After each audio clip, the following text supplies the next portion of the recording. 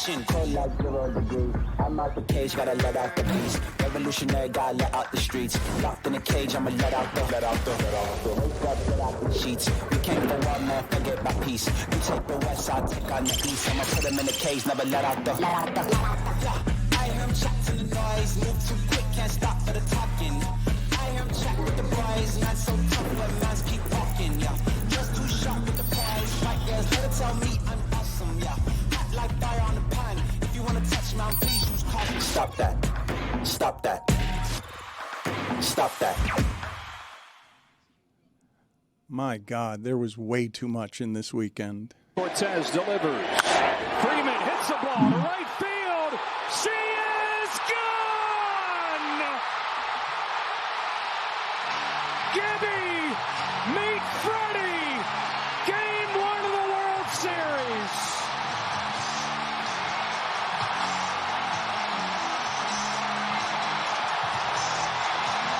That feels like it was a month ago.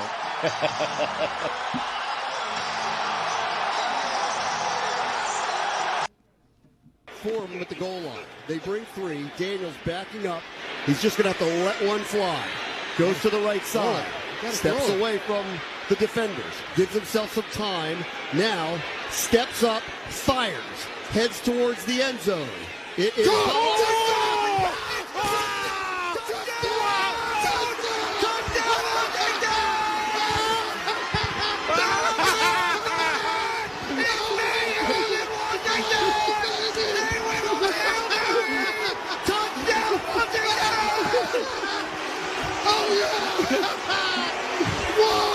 You talk about a ball goal! That's like a grand slam in the third inning of a World Series! Yes, go, baby! The ball popped up into the air, right into the arms of Noah Brown! Jayden Daniels extended the play over and over and over! Walk-off touchdown!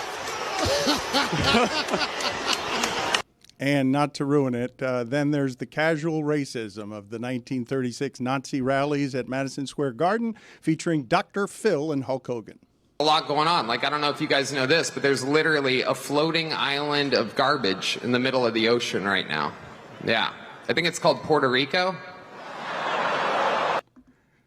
Stugotz, I'm not a prude about these things. I don't actually mind a little bit of isms in my comedy, but it's got to be the premise, not the point. Like, it can't be racism as the only point. Make it clever. Make it funny. This guy was funny. Tony Hinchcliffe was funny at the Tom Brady roast, but that's lazy on top of being racist. Make racism funny? Yeah. I mean, it can be. It can be on occasion if it's clever. It can be. Dave Chappelle actually did that, funny, during Chappelle Show's run. Obviously, with the trans stuff, I mean, that's a little bit different. But he made racism funny. Speaking of funny, the Wade statue. That was funny, and we'll get to that in a second. But Jessica just wants to laugh at a bunch of teams this weekend because I don't know. Which is the one that you laugh at the most, Jessica? I mean, the ending of the Bears game, starting with the Bears' decision to try to hand it off to an offensive lineman when they were down in the game, just really busting the playbook wide open in a must-win situation. The Jets was also pretty funny. I would posit the Dolphins game might have been up there as well. It was just a funny weekend for the haters. I don't know which one is the funniest from among those three because I would say the Dolphins are slightly soothed by the fact that you can then laugh at the Jets, but the Jets have one sort of brain-scrambled quarterback. But in the middle of the Dolphin game, the thing that stood out to me is, really? We're cheering Tua because he can run 13 yards in the open field in a way that makes us all feel kind of scared and relieved when he slides. Like, does that feel safe for the second half of the season to treat him a bit like the equipment manager getting into the game in a high school basketball game because he's the coach's son? It was a weird moment, probably an unnecessary moment. It's weird. I'm imagining and assuming that standing ovations will go away for a guy who just slid, right? Like, that will go away after this week. But it was interesting. Billy and I were discussing this during God Bless Football. It's just hard to watch Tua, and I think what's at play there, he wants to play. That's his decision. I'm not trying to tell him to do otherwise. If there is a next injury, I don't want to be there to see it. I don't want to see it. That's all. And so it is going to be you interesting. say that's all, but it's Dan, I'm torn watching him play football. I know he wants to. I know he loves it. I know how much it means to him. I am applying my own personal stuff to this. I don't want to be around the next time it happens. It's a gross admission, right? Because I was telling Stugotz earlier, I was excited that Tua was coming back. The offense immediately looked like a different offense. The team looked like a team that, we thought they could be. They ended up losing the game. And I like Tua. I want Tua to play. However, going up to it and at the beginning of the game and throughout the game, I was kind of wincing because I don't want to see it happen again. I'm watching that, and I think I have this right when I said it. When I say it's about as close, Stugotz, as you're going to feel watching Make-A-Wish kids participate in professional sports. Like, I know it's an extreme example, but you're scared and with pity and you're moved as well. It's also inspirational because you're like, oh, look, he's testing the limits. I think that's a bad example. I don't think it's like watching Make-A-Wish kids play. He belongs there. He's saying a good player. I'm saying the feeling. I'm saying the feeling around it. I'm not saying. I'm saying where you're rooting for him, and you're also saying, "Aw," and you're inspired, and you're worried. It's a whole combination of things, and I'm not saying it's that. I'm saying it's about the closest thing in professional sports that you'll ever see to it when you're paying someone $50 million a year to quarterback your team. You're breathing a sigh of relief, and you're giving him a standing ovation for merely sliding and because he didn't get hurt. So I kind of understand. It's both inspiration and pity. Right. All I'm asking him to do, all I'm begging him to do, is make a basic football play. Slide. Yeah, all I'm asking him to do is win a Super Bowl. I don't think that's unreasonable. Come back and, you're going to pay $50 million. Win a Super Bowl. That's it. That's simple. That right? you want to see. That's all I'm asking. Right, yeah. Let's talk for a second about what Jessica was saying about the Jets, because Aaron Rodgers gave you the drive to give you the lead in Foxborough. You're a touchdown. Look at the smile on Jessica's face. You're a touchdown favorite at New England. Drake May gets hurt with another concussion that we won't talk about, and that brings in Brissett. And I don't know, how did you feel at that point, Stugotz? Were you happy to see Brissett, or were you scared of Brissett? I was scared of the cagey vet. I got to be honest with you. Yeah. And so I told you, I gave you that great stat. I think it was 4 games into the season where Kirk Cousins threw for 506 yards in a game, and the Patriots hadn't thrown for that much in 4 games, in all 4 of their games. That is a really limited Patriots team, and you get the drive from Aaron Rodgers that you want, Stugotz. It's the rare time where the Jets get to 22 points, and then all of a sudden your defense gives up very quickly a touchdown drives that feels like it ends the Jets season. It has Aaron Rodgers talking about being lonely in the darkness. And you've got Mike Greenberg also talking. You saw what happened with him on Twitter, right? He's melted down. I did not see what happened to Greedy, no. In a season filled with embarrassing performances, that was the worst. In a history filled with horrible seasons, this may be the worst. The Jets of 2024 are one of the truly colossal failures in recent sports memory, and it only gets worse from here. They have the Texans in 3 days. What a month for Davante Adams. He lost to the Steelers twice, and then lost to the Patriots. The only thing that can give the Dolphin fan solace is the Jets fan, is the suffering of the Jets fan. You know what, Dan? It's just they've lost 5 straight. They haven't won since they fired Robert Saleh. Robert Saleh is now an offensive, and he's consulting the offense in Green Bay. It's such a slap in the face to the New York Jets, and such a great move by the Green Bay Packers. Aaron's not playing well. They haven't scored 30 points. It's not enough. And I blame it all on him. I don't care. It's not Saleh. It's not the defense. It is Aaron Rodgers. Don't tell me to embrace the darkness. I've been in the darkness for 40 years. You're supposed to lead me out of the darkness. This is the darkest it's ever been in 40 years because the expectations were so high for this football team, and they should have been. I don't want to hear Aaron Rodgers tell me, hey, embrace the darkness. We all got to embrace it. No, lead me out of the damn darkness. Sorry. Can I no, it was a good rant. That was solid.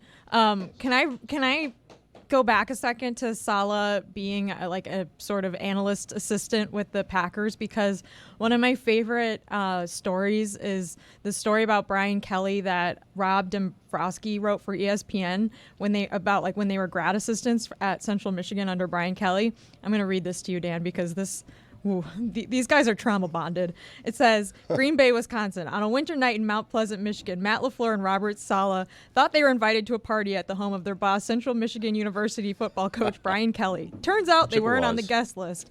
They were on the worker list. We shoveled the snow and parked all the cars, Saleh said. Then at the end of the night, we had to go get the cars again. And then they went back to the tiny apartment they shared as grad assistants and stood around their kitchen table, one without any chairs.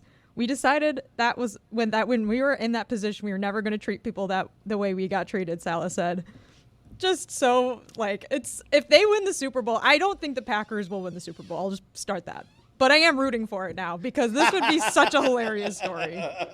Do I have this wrong when I ask of the witching hour, which was great yesterday, that the only thing that actually had stakes in the witching hour, I'm going to have to look at it because the witching hour was fantastic, but Green Bay was the only good team in there, was it not? We had the Ravens.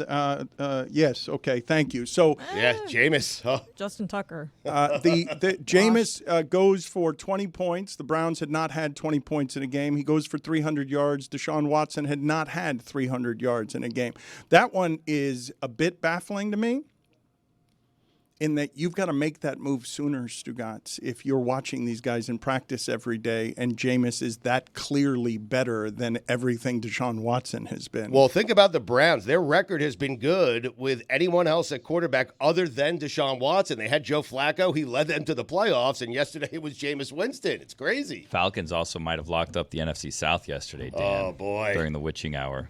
That division is never locked up. I mean, no, but now someone's going to win it because someone has to win it. Yeah, but no but one locks it up. Two wins over the Bucks. I mean, they're in the driver's seat, and we can't debate that. I think it's also it's notable that the Browns didn't choose this. They had to do this because Watson is out for the year now. He would have started this game had he not torn his Achilles. They would have just lost it. What were your guys' thoughts on Myles Garrett showing up to the game, having done several hours of makeup clearly before the game so that he would look somewhat like Arnold Schwarzenegger, but not really? Play with the makeup. Put a helmet on and play with the makeup. That's something you don't do when you're 1-6, right?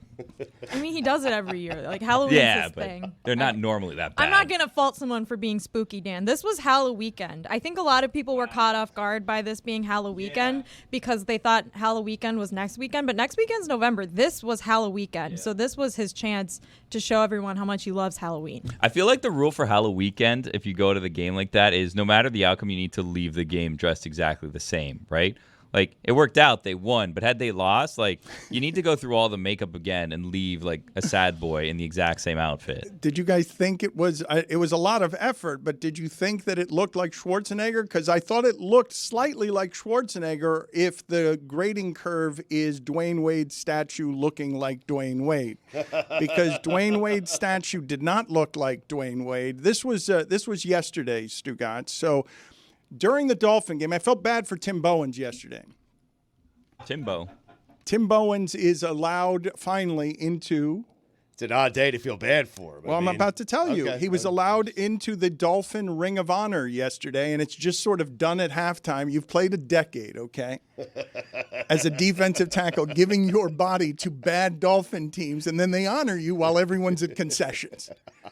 And there's some crappy halftime band playing. And meanwhile, at the same time, Dwyane Wade, there wasn't even a Heat game last night. It's just a celebration of Dwyane Wade outside of the arena that is an event all its own that's independent of the game so that we can celebrate Dwyane Wade. And then they release his statue, and Dwyane is very proud of it. And Dwyane says that he was involved in every detail of it. And I just can't believe it doesn't look anything like him. It looks like B.J. Penn. It does not look like Dwyane Wade. Who does it look more like? Does it look like Dwyane Wade or does it look like Bautista? I'm asking. Batista? It looks more like Dana White than it looks like Dwyane Wade. Lawrence Fishburne trying to get Neo through Lawrence the Matrix. Fishburne is excellent, Roy. I told you I'd take care of that Wade statue. I mean, You did say over my dead body if he ever plays a play for Cleveland, and you did. You ruined the. I did. You ruined the guys. Come on, Lucy. Do you have any opinion on whether that looks like? First of all, that's Dwyane Wade 30 pounds overweight. Like that's a heavy. It's a heavy face. I know heavy faces. I'm confused at like the actual how you like make a statue. Is it something that you chip down or is it something you build up? Huh. Well, it's bronze. If it's Bronze. marble, you chip it down. Bronze, I Right. think I don't know. I think it's more. You really I think petered it's- out there, Billy. Good Well, it's effort not there. chipping down, All right, right? but Billy, you I'd got imagine in there. heat is Billy, involved. you got in there with It's probably such. cast. You got in there with such statue expertise. I'm trying to help. No one else is helping her. What do you want me to do? I was waiting for you to soar in the sky give us an If you ask me how to assortment. make a sword, I can tell you. A statue, I haven't gotten to that show yet. You were saying, Lucy? Well, how do you make a sword? Oh, my gosh. What do you want to make it out of? I don't know. What are my Old car options? springs we could do. We just put it in the oven there. We melt it down. I actually went to a blacksmithing class I got on Lord. Groupon. That Very is so hot. cool. Very hot. Yeah, I felt lightheaded. Like I had a headache for hours after because of how hot it was and the smell. But it's fine. I have a little hook that I can hang my keys from. If you guys want to see it, I'll try to bring it in. Let me look for it. I'll bring it tomorrow. Do Don't you worry. guys think I'm being mean by pointing out that not since Ronaldo's statue, for years, we made fun of the Ronaldo statue because the Ronaldo statue, Stugotz, is the worst of these that I have seen where it looked a bit deformed, the Ronaldo statue did. And Yes. this is not that. But I think the consensus, as soon as that's unveiled, is it also doesn't look like Dwyane Wade, right? There wasn't anyone but Dwyane saying that's beautiful, I love it. And Jeremy. Yeah, the media puppets were out yesterday saying, "Oh, up close. If you look at it in the right light, it looks just like him." That was embarrassing. It was embarrassing. It's one of those things that apparently you have to get right up to see it. You know what? You don't have to worry about like pretty much any other statue ever. You don't have to say that. Right. But why have we gotten so much worse at making statues? It's weird. We're think not we making have. statues like we used to. No, I mean Michelangelos don't grow on trees. Thank We're you. not making them like we That's used right. to. I've seen good sports statues. I feel like that's why this one stands out because this has been the first really bad one in a while. And I do feel actually really bad because I saw the artists were like speaking at a press conference after and I felt bad and Dwyane Wade really liked it and the whole thing makes me deeply sad because it just doesn't look. It's not a bad statue. It's not like you could tell they're very skilled, but it just doesn't look like him at all. It's a bad, ugly statue, It and is, they embarrassed yeah. the franchise. Yes. We talked about this. It's kind of crazy because we had this discussion for years, right? When they announced they were going to do a statue, what moment were they going to do? And we all guessed this was going to be the moment. And then we debated the jersey that he was going to be wearing in the moment because the moment that they are capturing is he's not wearing the correct jersey. Nope. They just went with an old Miami Heat jersey. He's not wearing the correct face. Well, he was wearing an L Heat jersey when he did that, and we were discussing, are you really going to honor him with like an off jersey, like a Hispanic heritage jersey that they made just to sell? And they decided, no, we're not going to do that. We're just going to make up the moment in our heads. Guys, I'm looking at this, and I just realized I've been trying to figure out for about 12 hours. It haunted my sleep. What does this look like? What am I trying to place his face? And it is Ryan Reynolds in Deadpool after he's been tortured, where his face looks like the skin has been pulled off of it. I closed my eyes during that Seems scene. like none of us saw that. Yeah. Okay, for those of you who have seen it, tell me that I am wrong because You're not wrong. Wow. It looks. Now that I'm seeing it. I was trying to think Ew. of bald and somewhat scarred and a little inflated from whatever it is that the last few hours had done to his face. So is it true that the Heat front office was largely surprised by this because Wade had been really taking lead on this statue thing? There's no way. And so like the unveiling way. wasn't actually for Wade. Wade had been working with the artist the entire time. The unveiling was really for many of the Heat front office people in attendance, so they were surprised by this. And disappointed. You know what? If Mike were in charge of his own ceremony on this front, this would be a wonderful way for Dwyane Wade to punctuate laughing at the franchise at the end. If he was just, this is Mike's sense of humor of watch this, guys. I'm going to put a statue outside of the arena that doesn't look anything like me, that looks like Antoine Walker. I'm a little concerned, and I need to tread lightly here because sometimes I say things that I think are funny that I don't actually care about. So I tweeted over the weekend about Freddie Freeman's grand slam, and I was like, guys, remember when he was pretending that they forced him to sign with the Dodgers because they were going back to Atlanta, and he didn't want to get booed, and now all of a sudden he's happy to be a Dodger, and we all just pretend that didn't happen. And I wanted the Dodgers to win the game. I thought it was a great moment. I just tweeted it out, not even thinking about it, and then people were like, typical Yankees fan, you're such an idiot, bro. And they were all coming after me, and I was like, whoa, guys, it was just a joke, right? So I'm treading very lightly with this Dwyane Wade statue. Just say it, because Billy. I don't look. I'm thankful for Dwyane Wade and everything he's done for the Heat over the years. However, people have said that I've been critical of Dwyane Wade for simply stating that he played for the Cavaliers and the Bulls, and they said I'm a hater. I don't think those happened. Well, okay, so here's the thing, and I'm worried about the Heat, Dan, and this is coming from a place of worry, and I'd like to share with you guys because I feel like everyone else is not worried, but I'm worried. The Heat are in, and you guys are going to not like this, the Heat are getting close to Marlins territory of celebrating the past, and I'm a little worried because I feel like the Heat, we're doing this a little bit too quickly. We're doing the jersey retirements too close to each other. We're doing the Wade, we're doing the Bosh, then we're doing the Pat Riley Court, and then we did the Dwyane Wade. I heard they might do a Haslam statue too. Okay, well, okay, so that was my concern. Not that UD is going to get a statue. We've talked about that, and then people said I was disrespectful with that statue, which we don't need to relitigate. But here's what I'm worried about. I think after the street name and the statue, if we don't do a UD statue, we only have one move left, and that's retiring LeBron's jersey, which they're going to do, obviously, right? But we've done this so close together that, we're masking the not really winning very much situation, and we're running out of cards to continue the masking. Now we're going to have to start celebrating the 5-year anniversary of the unveiling of the statue and stuff like that. And, that's not what the culture is supposed to be about. We need to be spacing out these things more. Look, Dwyane Wade's young. What was the rush? We didn't need to do this right now. Yep. We could have waited another 5 years, and then you cover yourselves for 5 years. If things don't work out with Jimmy or whatever, 5 years from now, boom. We have a statue. Forget about what's going on the court. But we're running out of those. Mm-hmm. We've got Rachel Nichols trying to get in here, but she can't get in here because Jeremy has taken up the entirety of the makeup room. He's turned it again into the spin room. I'm sure he doesn't like that you've ignored their win at Charlotte, a big win over the weekend at Charlotte. Don't know how it got buried by all the news items from the weekend. Let's go check in with Jeremy in the spin room. He's been in there for 10 minutes.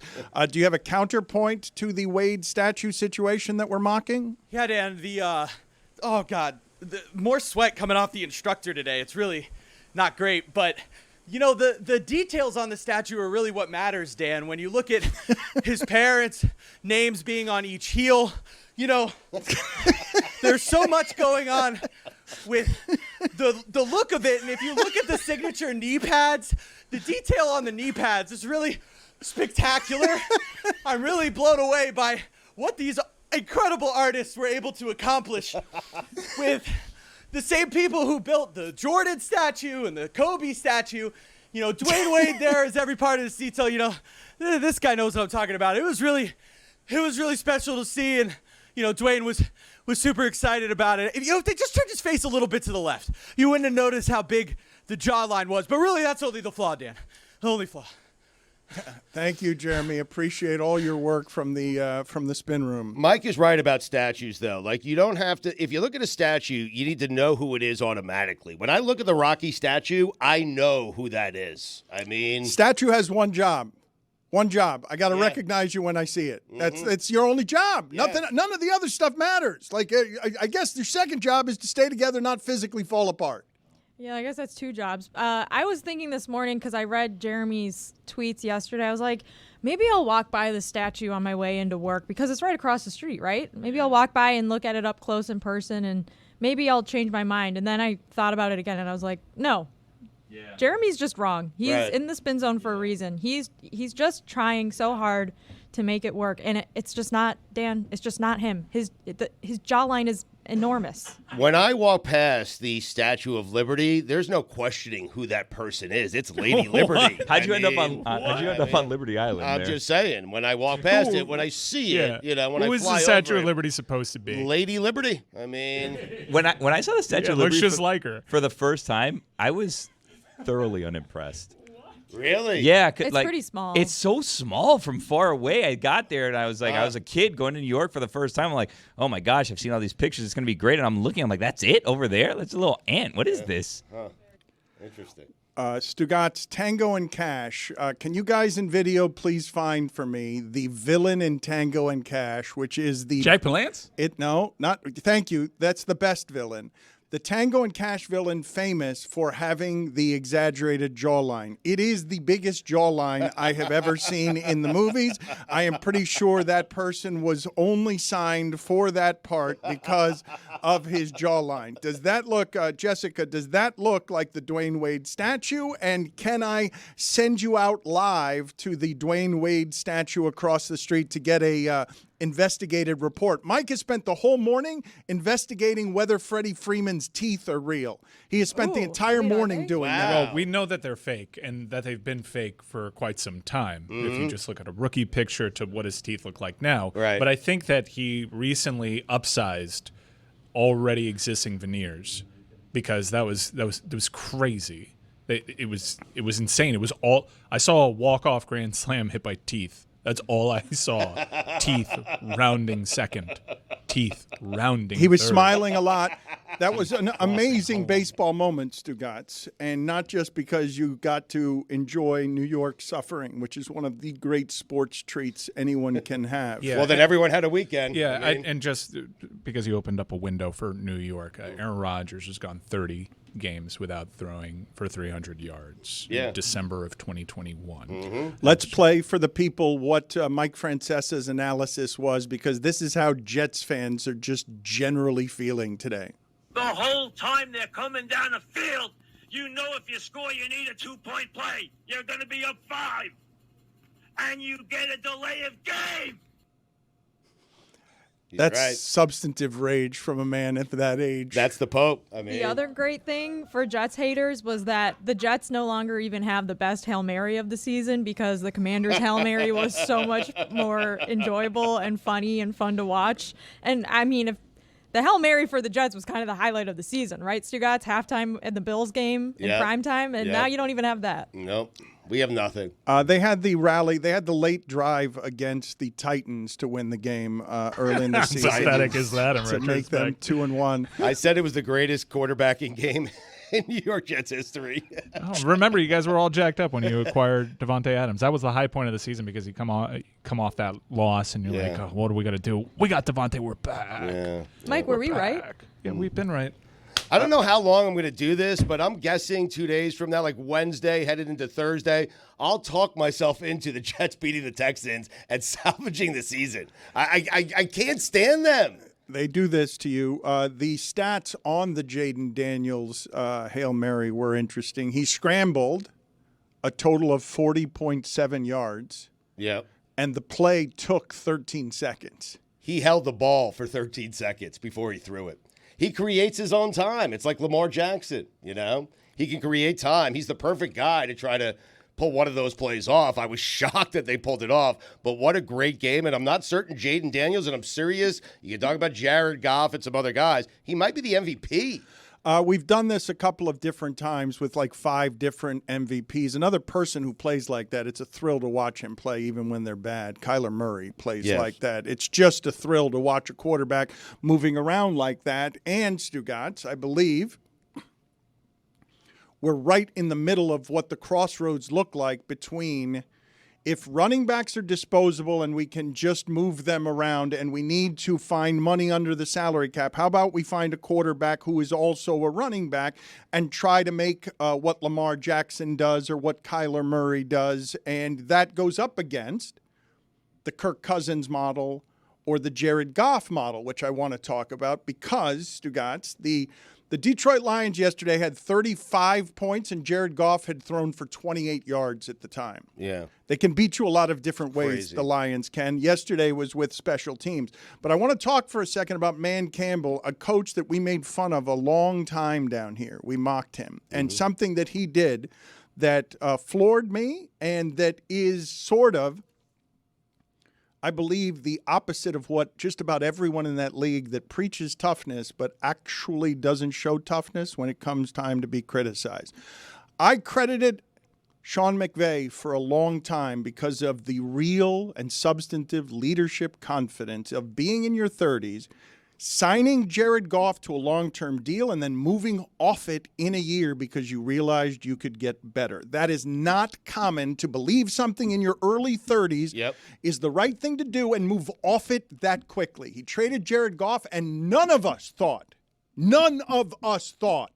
the Detroit Lions were doing anything smart by absorbing the contract of a quarterback that he discarded after watching him lose 13-3 to Brady in the Super Bowl. Right. We thought McVay was right, period, and that McVay knew what he was doing because a young man winning the championship thereafter with Stafford made it feel like Goff wasn't actually going to be a good quarterback at value. Just to hammer home that point, they had a young quarterback fresh off a Super Bowl, and he didn't feel like it was enough to win a Super Bowl. He moved off Jared Goff after giving him the big contract. He did not stubbornly stay with what he thought was a mistake when he could upgrade. And no one can criticize then going to Stafford because it is and was an upgrade, and they won the Super Bowl. But what Campbell was doing was give me Stafford younger.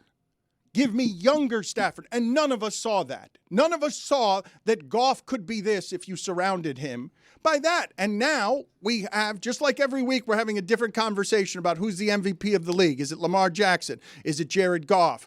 Who else do you want? Because is it Jayden Daniels? Yeah. We've also been doing this one a lot. Who's the best team in the league?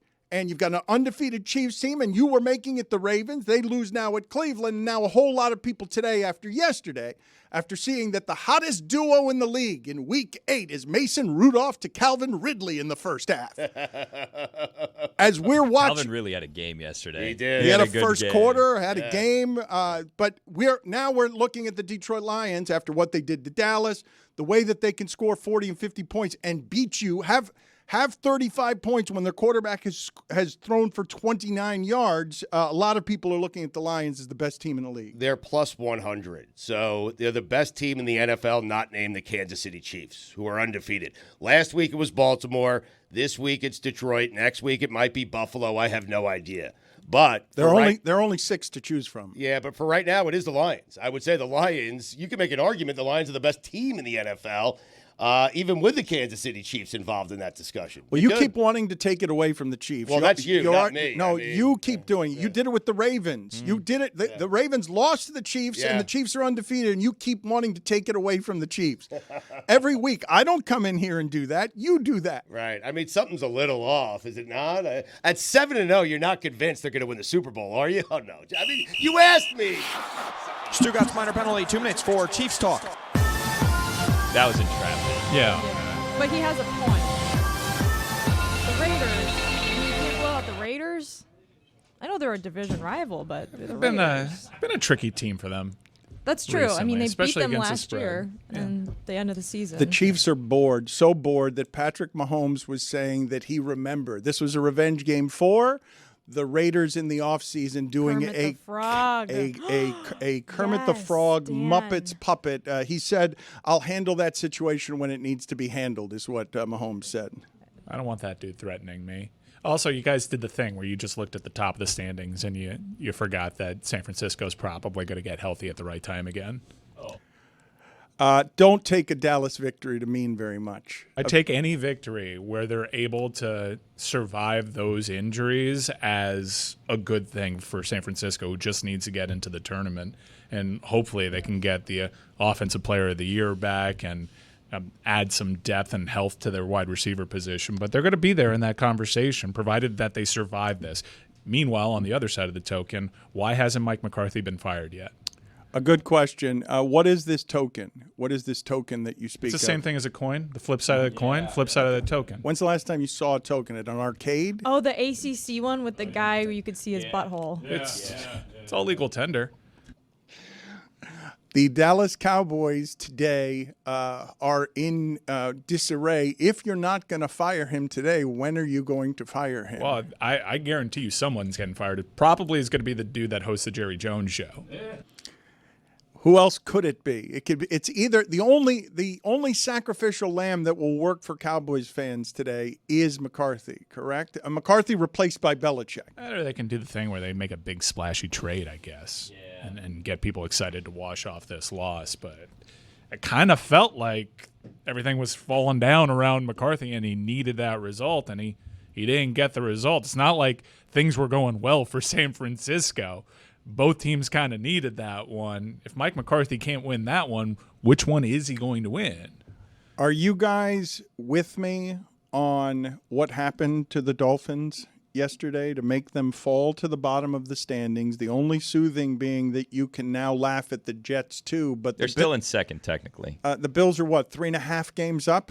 They're 2-5 with the Bills. The Bills are 3.5 games up and go to Seattle and do something the Dolphins are not capable of doing. Something that the Dolphins couldn't do. The Dolphins are at home. My discomfort with the idea of Tua playing under these circumstances. This team's not good enough. You're not going to rally when you've lost the easy part of you're 2-5 in the easy part of your schedule. You've had home games. You're losing at home to you're beating Jacksonville barely at home, and you're losing to Arizona at home. You're losing to the Titans. You're losing to the Colts. You're not losing to the good teams in the league. All of those are without your quarterback, though. But you lost to the Bills with your quarterback at home, and you lost to Arizona yesterday with your quarterback. That was on the defense, so that was bad. You had 2 receivers get over 100 yards receiving yesterday. Yesterday was a defensive loss. Do you disagree with that? Well, if that's a defensive loss, then how is Stugotz blaming Aaron Rodgers for what happened to the Jets yesterday when the Jets allowed a drive all the way down the field at the end after Aaron Rodgers had given them the lead? Because he got Rob Saleh fired. You see? Yes. So it's Aaron Rodgers' You fault. don't get it. Yeah. He pushed Rob out the door, and now he has to watch him potentially have a victory parade at Lambeau. Let's get some real expertise in here, some real sports expertise. Rachel Nichols has been covering Stugotz, the important things in sports, for a long time. Yep. It sounded like I almost forgot her name there, didn't it? It sounded Yes, like it did. Rachel Nichols. Yep. Well, that's because when you first met me, I was not Rachel Nichols. That is correct. That is why that just happened. That is my married name. Yeah, it's 30 years ago. To be Rachel Alexander. Yes, when she worked down here in Fort Lauderdale. She covered the NFL for a long time, sideline reporting. She did college football at the Fort Lauderdale Sun-Sentinel, the NHL at the Washington Post, the Masters, 4 tennis Grand Slams, half a dozen Olympics, more than half a dozen World Series. And she was in the bleachers when Freddie Freeman hit this home run, and she got her own video. So, Rachel, put us there and tell us where this ranks in terms of energy that you have felt. This was one of the coolest things I've seen in baseball. It felt an awful lot like exactly what Kirk Gibson did as a huge underdog against the Oakland A's. What were you thinking, feeling, experiencing as this happened? And thank you for being with us, by the way. Well, first of all, a lot of people ask me if I took this with a camcorder. My phone is fine, thank you. So I'm just saying. But yeah, no. So I love sitting in the bleachers at Dodger Stadium. I feel like you and I sit in so many like sterile press environments, and so the bleachers at Dodger Stadium, it's a great building. The fans are awesome, and it's a lot of fun to be out there. The problem is that you have to use your phone to get this view. Because you're far enough away. So I always have my phone out if I really want to see what's going on at the plate. And then once it happens, of course, it is an absolute madhouse there. And you see at the end of this video why I like being in the bleachers so much. I mean, look at these people. Would you not want to hang out with these people? You want to hang out with those people. Yeah, it's a little different than the antiseptic press environment. Raise your microphone just a little bit All right. there. Well, actually, I have another technical question for you. They gave me these headphones, and they did not plug them into anything. That's a good question. That's the Metal Arc. That's the Metal Arc way there. Well, hold on, Dan. I got it. Are they Okay. Bluetooth, maybe? Yeah, I'm not certain. I'm not certain how we do that. I've been thinking about the Dodgers and the Yankees series. What a terrible job by Aaron Boone. You cannot put Nestor Cortez in that spot when he hasn't pitched since September. Yeah, against Freddie Freeman, an MVP, you can't do it. Every Yankees fan, and by the way, my husband's a Yankees fan, so he and I went to this game. I'm in all my Dodgers gear. Right. He's in all his Yankees gear. The other people in the bleachers not so excited to see him, but he was a good foreign fan, quote unquote. Right.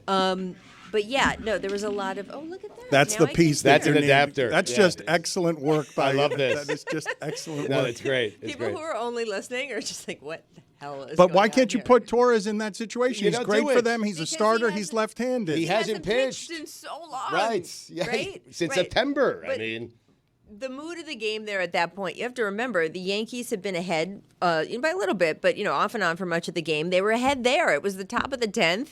They scored runs. It felt like if you were in the stadium, it felt like, man, I can't believe we're going to lose game one in our own building like this. And so I think some of the explosion of emotion you saw was, of course, it's the first Grand Slam walk-off in World Series history, but it was also the tension that had built up. I have to say, I've been to a ton of World Series, as you mentioned. I've been to all kinds of championships in other sports. It was one of the best of that level of games I have ever been in any building for, and that's really fun. One of the quiet things about what is happening with Freddie Freeman, he described this earlier in the playoffs, Stugotz. He's heavily medicated because if this were the regular season, he would not be playing, Yes. probably. Right. Yes. He's injured. And among the prop bets before the game, I was looking for a long shot because Freddie Freeman's one of the few hitters in baseball that I never expect him to make an out because he's just such a good hitter. I took Freddie Freeman at good odds to hit a double in the game because I didn't like the odds on triple and grand slam, which he also had in the game. Right? A triple, get out of here. A triple to me felt more unlikely than a grand slam. He can't run. Like he's hurt. He wouldn't but be. he has the good drugs, Dan. Yeah, no, he but a does. triple normally requires some sprinting. You're right about that. A home run is just a trot. I mean, I thought that game was magical, and It was so great. I thought something else that happened this weekend that got buried by everything is the oldest player in the league, LeBron James, against Sacramento, not only going for a triple-double, but getting so hot, and I just can't believe he's doing any of this at this age. I really can't. But getting so hot that he does this, that he's made 10 in a row, or he feels like he's made 10 in a row, and he can't believe that a teammate is out there taking a contested two-pointer instead of just feeding him the ball. Yeah.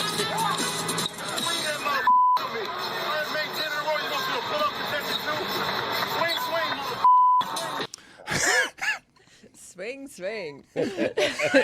He scored 16 points in 3 minutes. I mean, that's just insane. And he's 100. What is that? yeah. When he scored 16 That's points nuts. in 3 minutes, what is anybody on that team doing not passing the ball to him? Exactly. Although, he comes out after the game and he's like, oh, no.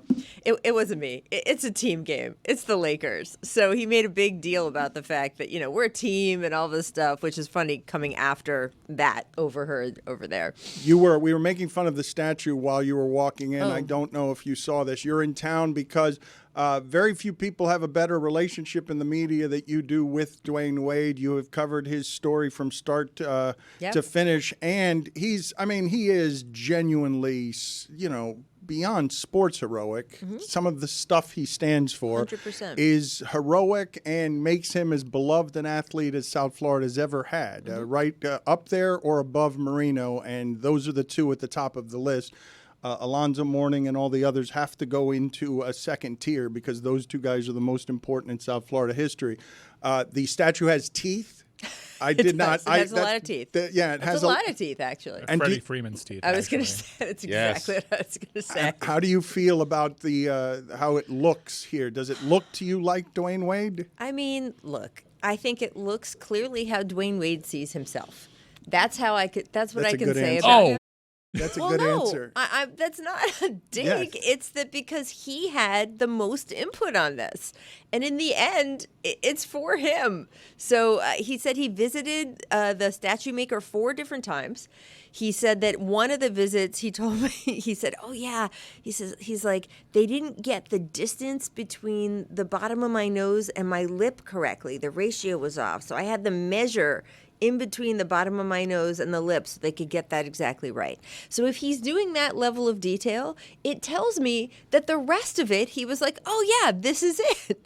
So if this is what he wants and how he sees himself, I'm gonna have Jessica to has go been with him. swayed. Jessica, I can see on her face that Jessica has been swayed both by the spin room did not help her do it, No. but you I and mean- seeing it up close made her feel like it looks more like him now. I mean, first of all, if Dwyane Wade is happy with it, I'm happy with it because who am I to judge? If this is how he wanted to be depicted forever, then good. But I'm not going to lie, and I'm not just saying this. I'm not just saying this, Dan. The more I stare at it, the more I am starting to kind of see it.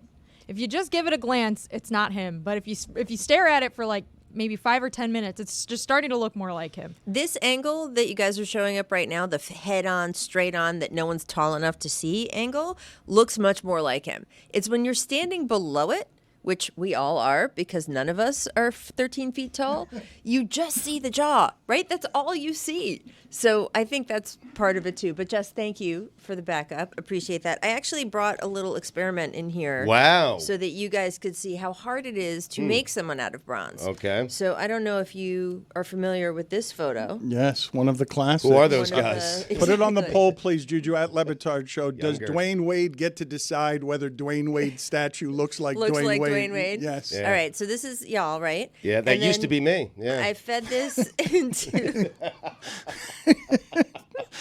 because we're all AI now, right? So I fed this into ChatGPT, and I was like, "Can you please make a bronze statue out of this?" So I don't know if we can go back to it, but here's what the ChatGPT came up with.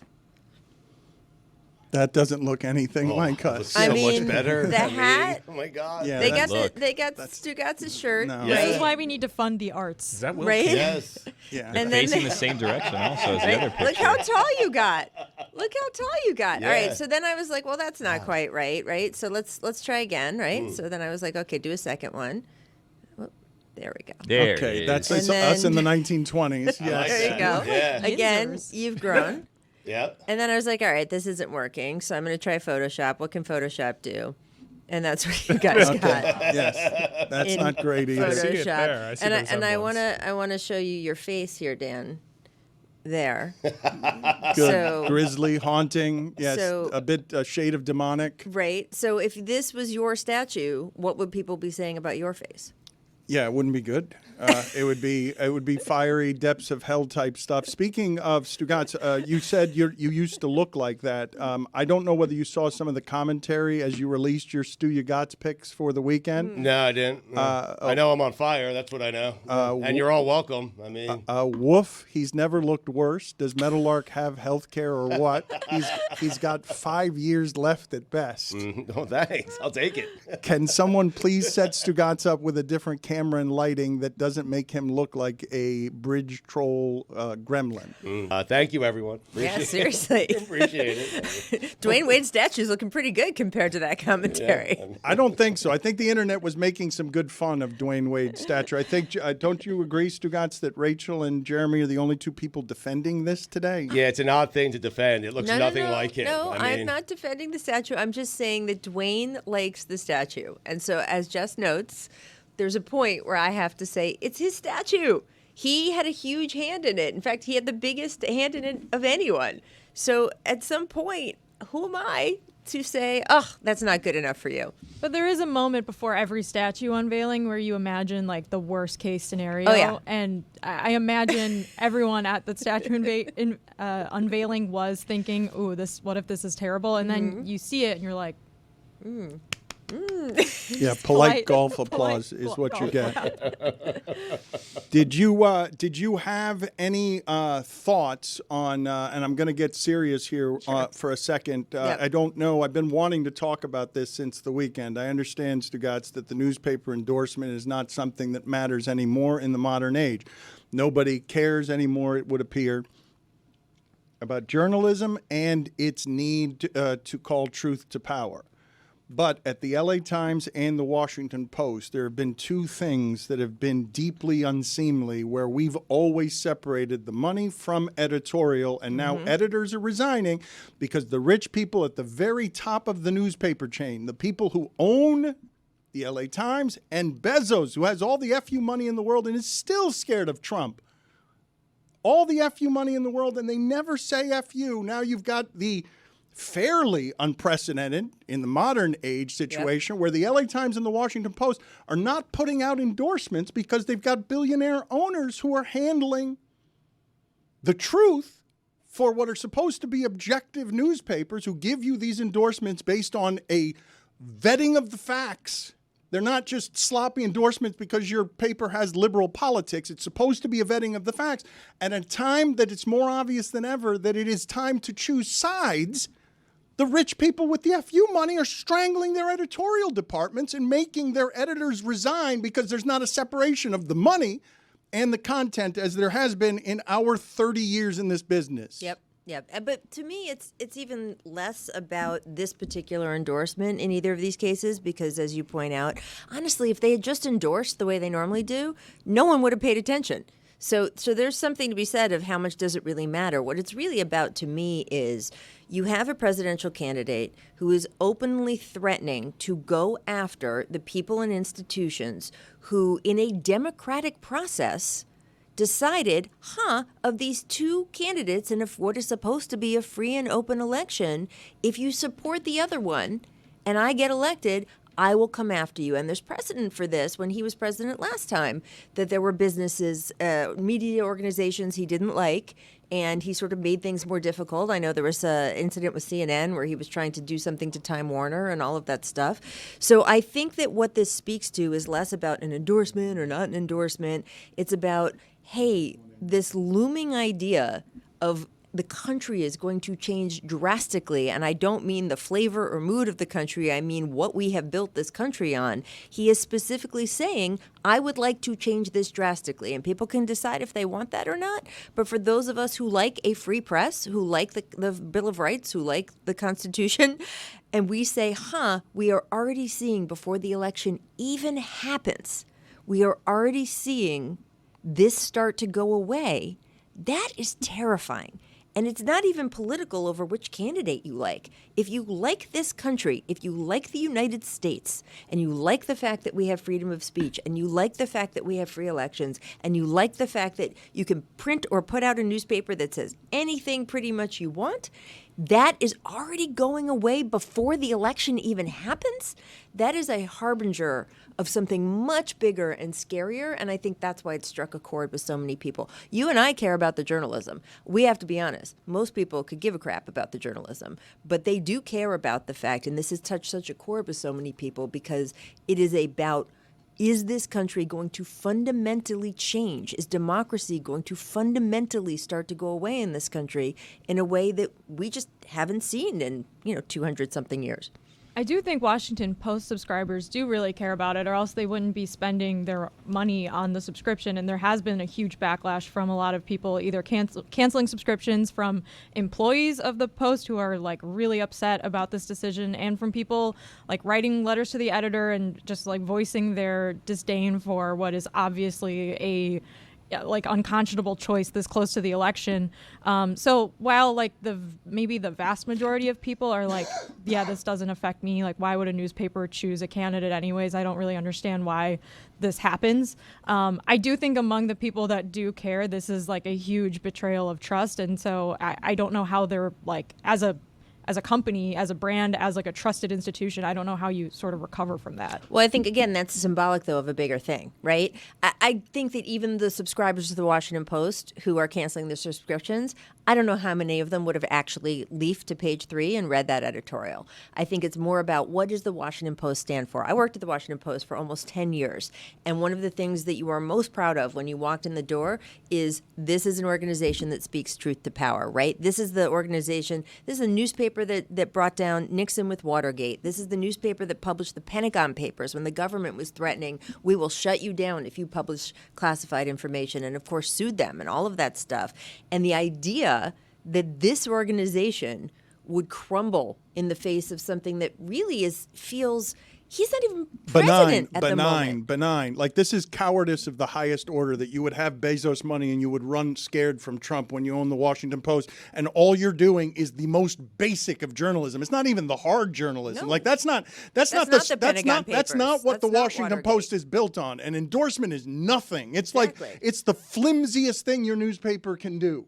Yeah, but journalism can be bought, and Bezos owns that newspaper, and Bezos wants out there what he wants out there. And so I know it hurts you guys because journalism has been dying a slow death and continues to die. Thanks for bringing that up. I appreciate that. I mean, I'm sorry. It's just the reality that we're in. But he bought the Washington Post, and he wants, I don't agree with it, but he wants to put out the message he wants to put out there. Understood, but he had stayed out of these things, and now he's not staying out of these things, reportedly. I want to read something to you from Caroline Kitchener, who works for the Washington it's Post. so funny. I was just going to bring this up, so please read it, Deborah. So she says, my mom just told me she canceled her subscription to the Washington Post. She reads every one of my stories. It was a heartbreaking call. I understand why she did it, but I asked her to reconsider. To anyone who has canceled or is thinking about canceling, here's what I said. Post reporters had no part in this decision, but when you cancel, you're hurting us, not our owner. I feel lucky to work at a place that doesn't tell when I need. I'm sorry that I've got this here wrong in the wrong place. I feel lucky to work at a place that doesn't blink when I say I need to fly to Texas to meet a woman whose life has been changed by an abortion ban to document the impacts of Dobbs up close. I can only do that if we have subscribers who support us. Reporters in the Post newsroom will continue to do our jobs. We will report fearlessly on whoever becomes president and so many other things that really matter because we are independent and care deeply about holding the powerful to account. I completely understand if you've lost faith in our owner, but please don't lose faith in us. It's just a weird time for Bezos to make his only appearance as someone who's power brokering here. And I just think that that's such an important message from the reporter. And I've heard that from my reporter friends at the LA Times and now at the Washington Post. It's like, wait. You're hurting the wrong people, especially with Bezos, especially with the Washington Post. Are you brave enough to cancel your Prime subscription? Because that's where you're going to hurt him. Is your Amazon use going to go down? Is your Prime subscription Thursday going Night away? Football. No, well, but all of that, right? And so if you really want to put your money where your mouth is. Jets and Texans coming up on Thursday. You might be better off not watching that game, nervous. actually. You might want to cancel. Say it's in protest of this decision, but by the time actually Thursday do it to comes protect around, yourself. I will have talked myself into the Jets can still win the AFC Oh, East. my Lord. Yeah, I will. But right, so that's actually, if you really want to hurt Jeff Bezos, that's the choice that actually would affect his bottom line. Don't hurt the reporters. It's heartbreaking to see, and I think it's a good time to celebrate and give proper attention to the billionaires that aren't afraid of endorsing a political candidate. Take Rupert Murdoch, for example. There is a courageous billionaire right there that is not afraid to use his media entities to make a point. What were the highlights from last night, Rachel, and the Dwyane Wade ceremony beyond everyone making fun of the statue? Your left turns are one of my favorite things about Well, listening Jessica to the wanted show. to get in here with something related to this conversation, and I cut her off. Did someone say left turns? Did anyone watch what Tyler Reddick did on the final lap? Oh, my God. Blaney left the top open, and Tyler Reddick, who at one point led this race by 23 seconds, all of a sudden had to climb back into it after an ill-timed pit. And then he makes Homestead his home yet again. 23XI into the Final Four. You know what? Never mind. Go ahead, Rachel. Tell us about the statue unveiling. It was a lovely moment. Obviously, look, as you point out, Dwyane is so beloved here. And the energy in front of the building with all the fans who came by was so cool to see. And the idea that, as he put it, he went when he was in Chicago growing up, that, he's like, we didn't have the internet, right? So I didn't know that statue of Jordan Pre-internet was down there. He said, and the first time I got to go to the arena and saw that there was a statue of my hero, Michael Jordan, I couldn't believe it. He told me, he's like, I thought statues were only for sort of old Greek people and presidents. He's like, I didn't know they made statues for athletes. So to see something I did, basketball, could result in a statue of you, he said, was such an eye-opening moment. And the idea that some kid could come up and see his statue and feel that way and sort of imagine what is possible, I think that stuff has incredible power. As someone who has covered him since the beginning, you know just how improbable the odds are of someone who has shared the most vulnerable parts of his story with us. There is no amount of odds that can be overcome in sports larger than Dwyane Wade coming from what he came from to statue outside of the arena, given that his childhood is filled with no maps. It's got a lot of crud in it that is hard to get out of. Yeah, and just any one of those things that we've talked about him could have felled him, right? I mean, we've seen athletes taken down by all kinds of not only sort of environments and, oh, he grew up around guns or he grew up around the wrong people and he's got them around him now, to just the mental toll it takes on you to figure out how to get out of that situation. Ron Artest said something to me once. We were doing a story on him, and I was living in New York, and we were talking about where he grew up in Queensbridge, and he's like, oh, yeah, when I was a little kid, we used to duck at the gunshots across the projects. But, by the time you're 10 or 11, you just kind of stop ducking because, you're bigger and you can't hit the ground that much anymore. And so he goes, you just kind of go through from 10 to 18, hoping that as you walk through and you hear gunshots, one of them doesn't hit you. If you grow up like that, you cannot imagine what it is like to grow up any other way. And those of us who didn't can't really fully picture that. And the fact that Ron Artest struggled with his mental health throughout of his career is in some part, and he has talked about this extensively, that he learned from therapy. In some part, it's because of what he grew up with. Dwyane was able to manage all of that stuff, and that is remarkable. And frankly, as much worth the statue to me as what he did on the court. So why did PJ Tucker get one? I mean, the shoes. The shoes. I've seen Keith Bogans, Antoine Walker, and PJ Tucker all resemble the statue more than the person you were just waxing poetic about. It does mean something, though, Rachel. You're here because you're celebrating an epic career from start to finish, one that does heroic work after playing as well. Like you're flying across the country because... Yes. Look, the way he has been a dad is something that obviously has been the biggest part of his post-playing career. He wrote a book on it. He's gone on the Today Show about it. It's twofold. Obviously, we talk a lot about Zaya, the support he's given her, the example he has been to so many other dads and parents of how do you go through this, how you can be proud of your daughter in these kinds of moments, which I think there wasn't really an example of. So I think that has been tremendous. But just as a dad, and this entire generation of NBA players sort of decided, and it was Chris Paul, and it was Dwyane, and it was LeBron, and it was Melo, we want to be different public dads than the generation before us in basketball. And remember what we heard about those guys all the time. It was, oh, he's got 16 kids by 13 women, or, oh, can he even name all his children, or all of that stuff. They came out and said, no, here's my son at the press conference. I am a dad. See me as a father. And that sort of redefinition of black fatherhood was an actual talking point for them. It was something they discussed and wanted to put out there during their playing careers. And I think that is amazing that they really showed a generation, no, you can put this forward. You don't have to be ashamed of this. This is something that you should not only strive for, but that you should put right up front.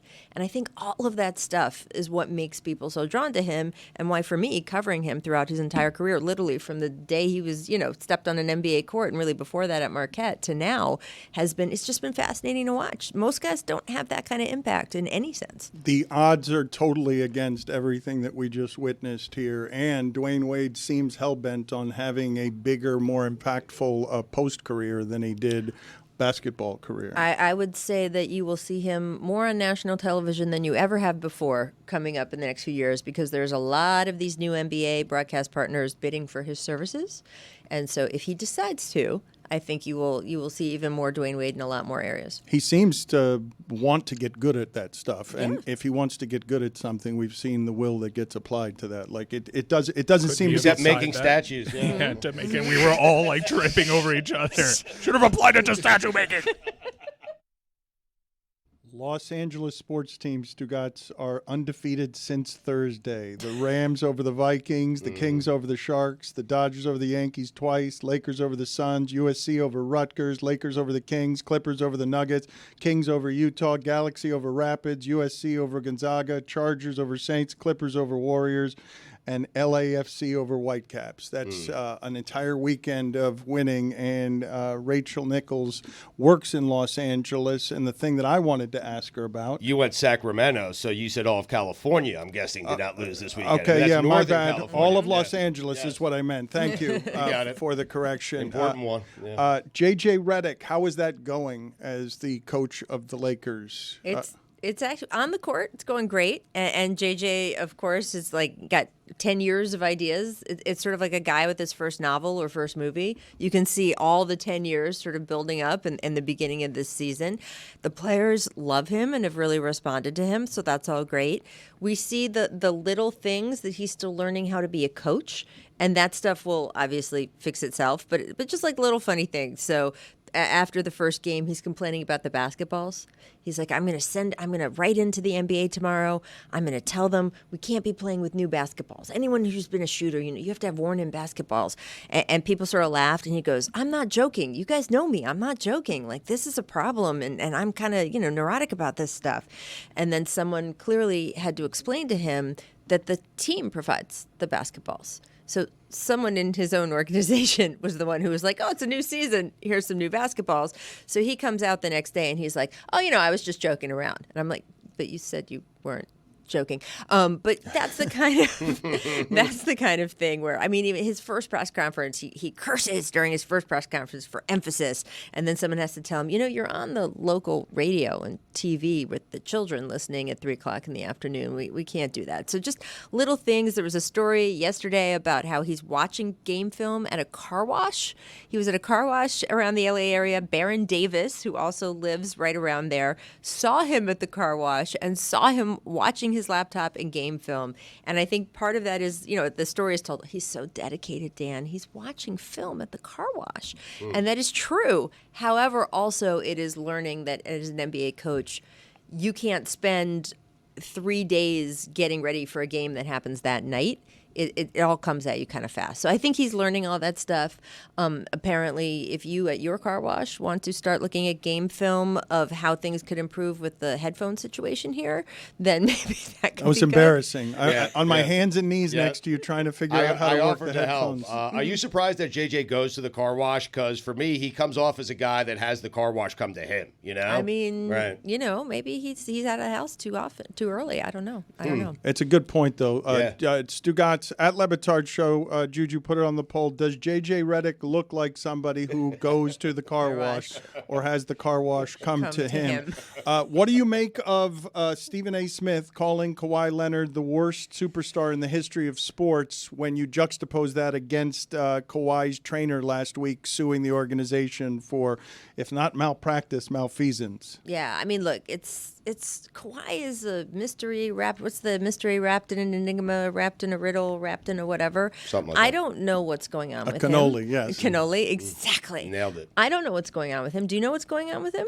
I don't, but I find interesting the appraisal that takes him out as if he doesn't care when I don't think that's what's going on with him. Think he doesn't care. But I think if you say that someone is load management, if he's ground zero of load management and he's ground zero of players don't care that much, I believe hitting him with that person is careless is probably an appraisal I'm willing to reject. Nobody who has spent this many years trying to get back from various injuries doesn't care, because guess what? He has all the money. So if he didn't care, he would have a perfect out to say, you know what? My body's just too broken. I've been trying for years. I'm out. I'm going to go, play with my toy trains or whatever it is that he spends his money on. But instead, he keeps doing this. So look, you can think a lot of things about how he manages his body, but doesn't care, to me, is not really on the table. The thing with Kawhi Leonard you have to remember is he load managed his way to an NBA title. And I don't just mean during that season with the Raptors where he did sort of this, I'm not going to play in this game, I'm not going to play in that game. During the NBA Finals, during games, he would load manage the games. So for 3 quarters, he would just be sort of on the court doing some things, and then in the 4th quarter, he would play. So if you're a guy who has managed to get it down to that much of a science that you can load manage minutes within a game, of course you're going to be doing this during the season. And I think he's just doing it all to extend his career so he can play, as opposed to the opposite. Can you give us some insight into how the Jimmy Butler story is going to end in Miami? No, I am very eager, along with the rest of Heat Nation and everyone else, to see how both sides play this out this year, right? Because I thought it was smart of the organization not to extend him. I think that he has to decide if he's all in with this team or not. If he is, I have a feeling, and you've watched this team much more up close than I have, that they're going to figure out a way to work it out. Or if by the middle of the season it's just not working anymore, then maybe they decide, okay, let's trade him and see who's interested. He's 35 years old. And he's never been a three-point shooter in the way that the NBA is going right now. And you have to sort of take stock and say, okay, do we want him here because of the heart and soul that he gives to the team, and therefore it's worth us paying him, but not as much as he wants? Or do we say, okay, it's time for a new era in the Heat? Why are the Celtics so disrespected? A team that won a championship did so in pretty dominating fashion, and yet no one takes them seriously. It's weird. Yeah, I find this completely bonkers. I mean, look at how many times this team has been in the NBA Finals just in the last 5 years. Look at what these guys have accomplished. They're still so young, right? It's ridiculous. Yes. Do you think it's just anti-Boston hate? Mike, do you hate Boston? Me? No. Don't know where you would get that from. Circling back to a franchise that has won more championships in my lifetime than Miami Heat. Yeah. Historically, for Jimmy Butler, when he breaks up with a place, it usually ends ugly. Yeah. Do you think he's at a different place in his life now where this could at least be a little bit, less like the previous stops, or will this be headed to Ugly Town? I know that he didn't speak to the media one day already. He showed up late to media day. Right. This seems like it could head in that direction. It could, for sure. Look, Minnesota was ugly, right? I think Chicago was more just they didn't want him anymore. I mean, that was crazy to me about Chicago. They were like, we want to see what we can get for him. And it was because we don't want to pay him. And then it was like, oh, wait, you're drafting to hope you can maybe get a Jimmy Butler? And then, of course, they never have. It could get ugly because obviously nobody likes it when someone says, actually, we don't love you as much as you thought we did. I mean, that's kind of what the Heat did to him, right? And told him to shut up. Right. They were like, oh, no, you don't get flowers and chocolates from us. Sorry, we don't like you that much. Like that kind of thing. So, I don't know. Stugotz, what was your worst rejection by a girl?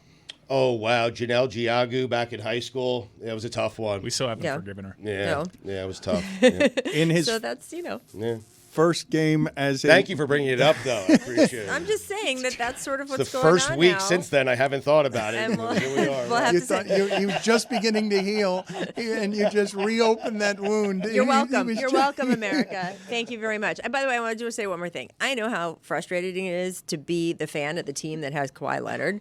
I'm not making an excuse for that and that experience. I'm just saying I don't think you can say he doesn't care. I just assume that his body has betrayed him, and Yeah. it must be very frustrating in that sport to have your body betray you. But I want to know what your analysis is of Klay Thompson gets to the Mavs, immediately sets a record for threes in a game with 6 of them as a Mav, and then Buddy Hield with the Warriors sets a record with the Warriors making 12 threes in 2 games. Your thoughts in That's general? too many, Dan. It's too many threes. I mean, he's just gaudy at that point. It's just too It's many. kind of tacky. It means right? you're shooting a lot of them. Right.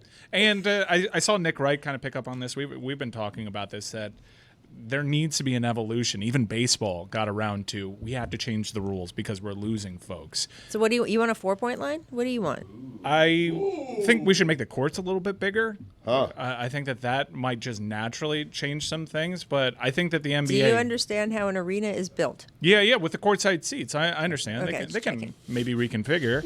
But the three has become too easy. That's your point? Yeah. Yeah. No, I think that the athletes have outgrown the courts. I think it's kind of absurd that we're What if playing you so take on out- court. I think that's true in hockey. Actually, no lie. I do think that ice rink has to get bigger. It's in all of the sports, football Yeah. too. What if you take out some of the middle of the court and add it on the outsides? Yeah, smart. Yeah.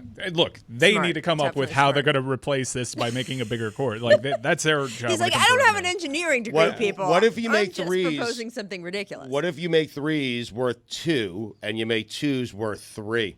Huh? What mid-range jumpers? What's No, the the math? art, the What's art the of playing in the math paint. then? I mean, the low I know where post this game. segment's going to go, and it's just going to be us putting pawns in the middle of a No. court. What if you do like an LED strip on the 3-point line, and Ooh. at different points in time it changes color and it's worth different points? Or Wow. traffic cones. You could put traffic cones that guys had to get around. I like We do that. like Yeah, the thing that talking. they do in the All-Star game with the starry sponsored spot that's worth 4 points. Yeah. We just do that for the regular spot. Me and my cousin George, we used to have dunk contests in our grandparents' backyard where we jump over things to dunk. So what if you jump over things to dunk and then it's worth more Like a points? Kia. Like it. Yeah. Like George. Like yeah. a Kia. Very good. That's a good callback, Rachel's Jess. pretty plugged in. I was actually curious if she's heard any good Yeah. solutions. Same. Or if the NBA itself kind of feels the pressure to actually do something. No, because fans love scoring.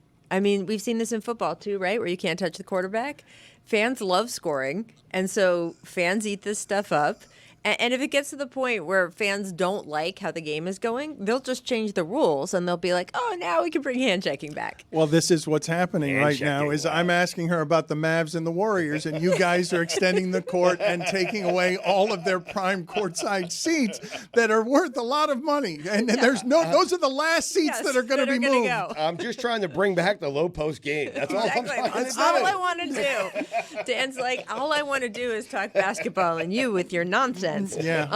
Stugotz doesn't have a terrible idea, though, if you're going to change it. I mean, it is a terrible idea, but make the threes worth 2 and the 2s worth 3. You don't have to take away the courtside seats. You can allow. Everything stays the same, except Think about how many threes Points. you'd have then, though. 100%. That's right. The closer you are, then what are free throws worth? The same? The closer you are to the basket. I think you should have an option on free throws. You should be able to take it from the charity stripe, go a step back, it's worth 2, go to the 3-point line, it's worth 3. How about that? Huh? You yell bank, it's worth 4. Oh! But in all this talk about changing the rules, the NBA is experimenting with the G League, and one of the crazy thoughts that they're coming up with is if you get fouled on a 3-point shot, you don't go to the free throw line and shoot 3 shots. You shoot 1 for the value of the shot that you attempted. So you get 1 free throw that's worth 2 points, 1 free throw that's worth 3 points, and that maybe speeds up the game a little bit too. Interesting. I don't know, man. I want that differentiation because when, say, you're in an overtime situation or something really crucial at the end of the game, how many free throws of the time allotted can he make? Oh, he only made 1. If he had made that second free throw, I don't know. I don't love that rule. I do think with Clay, not that you might want to get back to what you asked me. One of the things I loved that he said is that he said, I just needed a fresh start. I needed a change. And part of the reporting was, oh, he's going to go to the Lakers. His dad played for the Lakers. You know, he grew up, he still has a house in LA, all that stuff. And he was like, he thought the Lakers were too much like the Warriors. I didn't know what your take was on that. Yeah, right. What if you, instead of shooting 3 shots, you shoot until you miss if you get fouled on a 3? Ooh, wow. Wow. Steph set I was the going to free say, throw line for Larry Bird would never leave. It's too bad Steph got hurt last night. Why are you wasting this woman's time? That was very natural, Mike, but I'm excited about this. It is a coloring book meant to celebrate our 20-year anniversary. We've always prided ourselves around here on having a different artistic look, and I like some of the pictures here. There is Roy and Mike as Riggs and Lethal. What is it? Thank you. Actually, we can't use them to sell this book, so don't say their names. Okay, I bleeped that all out. I also have a meme here falling in American. Can't say that either. Greg Cody is wearing a... that you can say. Okay, thank you. Well, maybe. Is that the LSU one or no? Wait, what is he wearing? He's wearing that Zar... Can't say that. Can't Strike say that from the either. record. Okay. There is Stugotz, his guy... You cannot say his Very name. that mayor of Flavortown, Dan. That book is so much thicker than Stugotz's book. LeBatardAF.com. It's a lot of fun. I urge you to check it out. Folks, you got one more day to lock in your place in DraftKings' Weekend Observations presented by Miller Lite Pool. Go to DraftKings.com/pools or open up your DraftKings app, and right near the top, they have a little toggle. Press pools right there, and you can see that pretty much by the time I finish saying this sentence, we'll have 20,000 entrants already in this competition. It's totally free to play. Make predictions based on tomorrow's edition of Weekend Observations with Stugotz. Guess how many times it gets interrupted. Guess how many beeps there will be. And if you have the most correct predictions, you have a shot to win a trip down here to Miami to observe a taping of our Le Batard Show and watch a Thursday night football game at a Flanagan. So hurry up and enter right now to potentially win. I will reiterate to the audience that when we were doing these at ESPN, the prize was never this good. It was never this much time around the show, with the various members on the innards of the show. And Stugotz has delayed. He's postponed his Weekend Observations until tomorrow so that you have time to get involved with this contest. When Rachel Nichols left the room, Stugotz realized, I don't know how he realized this, where he realized it, but he just blurted to me, I've accomplished nothing in this business because of what her resume was comparatively. Amazing, her resume. I mean, I have done nothing compared to her. I was actually speaking with Stugotz in the eating area, and he's like, she looks a lot like the girl that hosted the jump. Stugotz had, though, in the middle of that, he handed me, and I didn't understand what was happening because I was too busy worrying about her headsets not being put in. He handed me his top 5 list of people in sports who connote currency, Yes. and I didn't understand that was in reference to Rachel Nichols. I was a bit confused as it was happening. Rachel Alexander. Yes, whatever, I was right, still yes, thinking of right. her as Rachel Alexander. Yeah, That's correct. It's actually top 5 people in sports and entertainment that connote a currency. All right, before we get to I off-road, paid my legal tender. Thank you. Before we get to off-roading with Lucy, let's go ahead and do this. Do we have any OLI? We have 3, yes, Dan. All right. Buck Showalter. Sports and entertainment connote currency. Yes. Don Money. What, Eddie? Eddie Money? Eddie Money is what I would have gone there, yeah. Kevin Cash. Number 5, Rachel Nichols. Number 4, Daniel Jones. Danny Dimes. Number 3, 50 Cent. Pretty good. Number 2, Brad Penny. And number 1, Cameron Dollar. Penny Hardaway. Also good, Roy. No Hunter Pence. It's my list. Okay. Hunter Pence. Yeah, Pence is money. It is? He's right. Currency. You ever been to the UK, Dano? Yeah. Didn't know. I'm just learning right now that pence is a form of money. First I'm hearing it. John Stockton. 6 pence none the richer. The $1 Million Man. Kiss me. John Stockton. Just because it's stock? Yeah. Come on. Stock isn't money. Barry Bonds. Barry Bonds. I mean, what are you doing? Mary! What are you doing? Lucy, how did it go in Oxford? How magical was it? It was really magical. It was the first time we ever went to a game, and I was like, I'd be okay if we didn't go to this game because I enjoyed the tailgate that much. Like, we were told going into this, I've been told my entire life that the Grove is just perfected tailgating beyond anything else. So I was like, it can't be that great. It was that great and more. Like, I've never seen anything like it in my life. So you didn't want to go to the game. Is that the first time that's happened? Yeah, that's the first time that has happened. And I also thought the game was going to be a blowout. That ended up not being the case. It was actually pretty competitive, but it was, and it wasn't just me who didn't want to go to the game. Like, it was the first time walking to a stadium where it was like, wow, there really aren't that many people going with us at the same time. Like, I can't imagine. I would guess there was 100,000 people there, and that stadium fits 60,000, like a little bit more than that. It's such a good tailgating setup that you like truly just don't want to leave.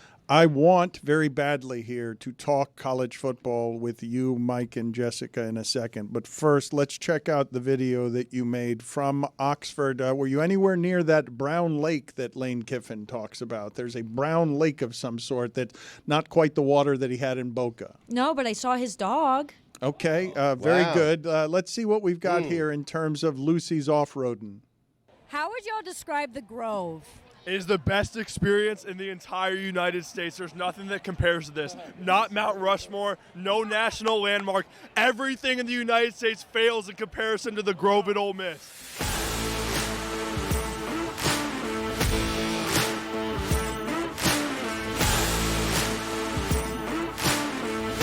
Hey Dan, it's me, Lucy, and we are here in Oxford, Mississippi for an Ole Miss Oklahoma game, and I could not care less about this game, like not even if I tried. However, we're not here for football. We're here for the Grove, the best tailgating in college football.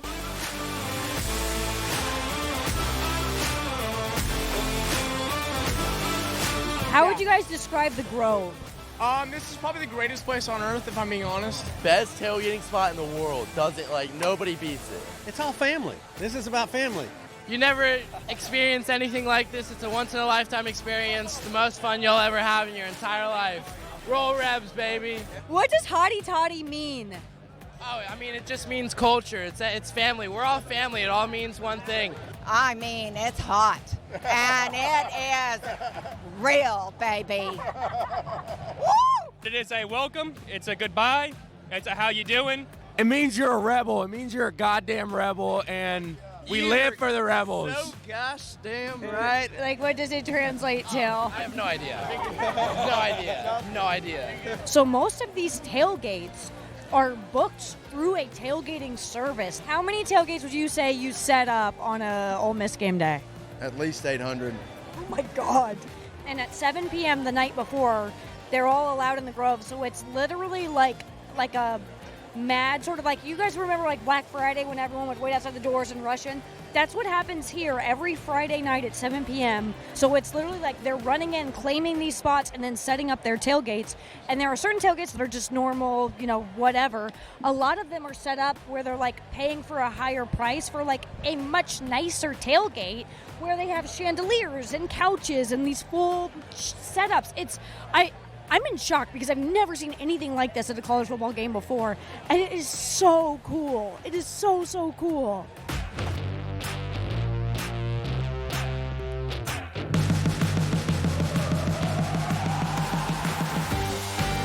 Do you have like a weirdest request you've ever gotten for a tailgate? We've done wedding receptions. Literally, they left the wedding and came to their tent, had the reception. It's crazy. We've had divorce parties. What is the worst fan base that you all have ever dealt with? LSU, I've never even been. I've just heard it's the worst. LSU sucks. LSU. You're an LSU Rouge. That awful city. I hate everything about it. LSU. Hey, I'm from Louisiana. LSU sucks. Louisiana. LSU. I absolutely hate LSU. I hope they all die. LSU fans suck. Why are they so bad? They're just total. And what is it like to always see Lane Kiffin's name being floated around for other jobs? Whoa. We're paying $10 million for him to be here. He's not leaving. He loves Ole Miss. He loves Oxford. He loves me. So the question for you two, not you two, is it weird going to a game and seeing everyone wear the exact same outfit as you? No, I like it.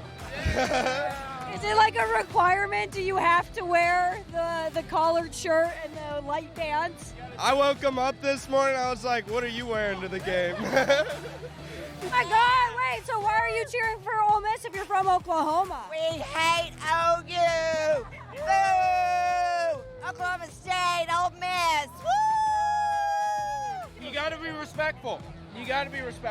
So, unless it's an LSU fan. LSU fans suck. I hate Baton Rouge. You suck! Those fans. Have a wonderful day, hotty toddy.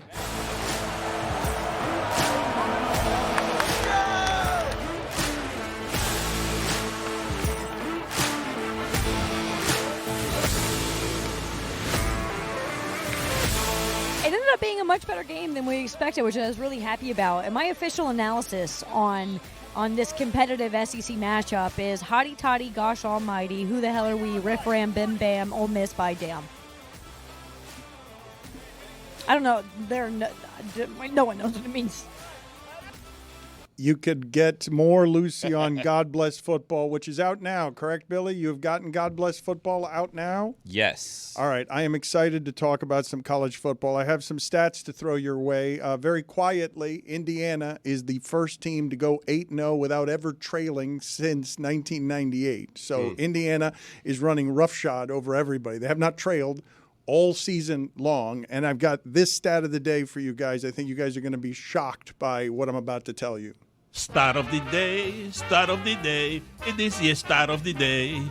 Start of the day, it is the start of the day.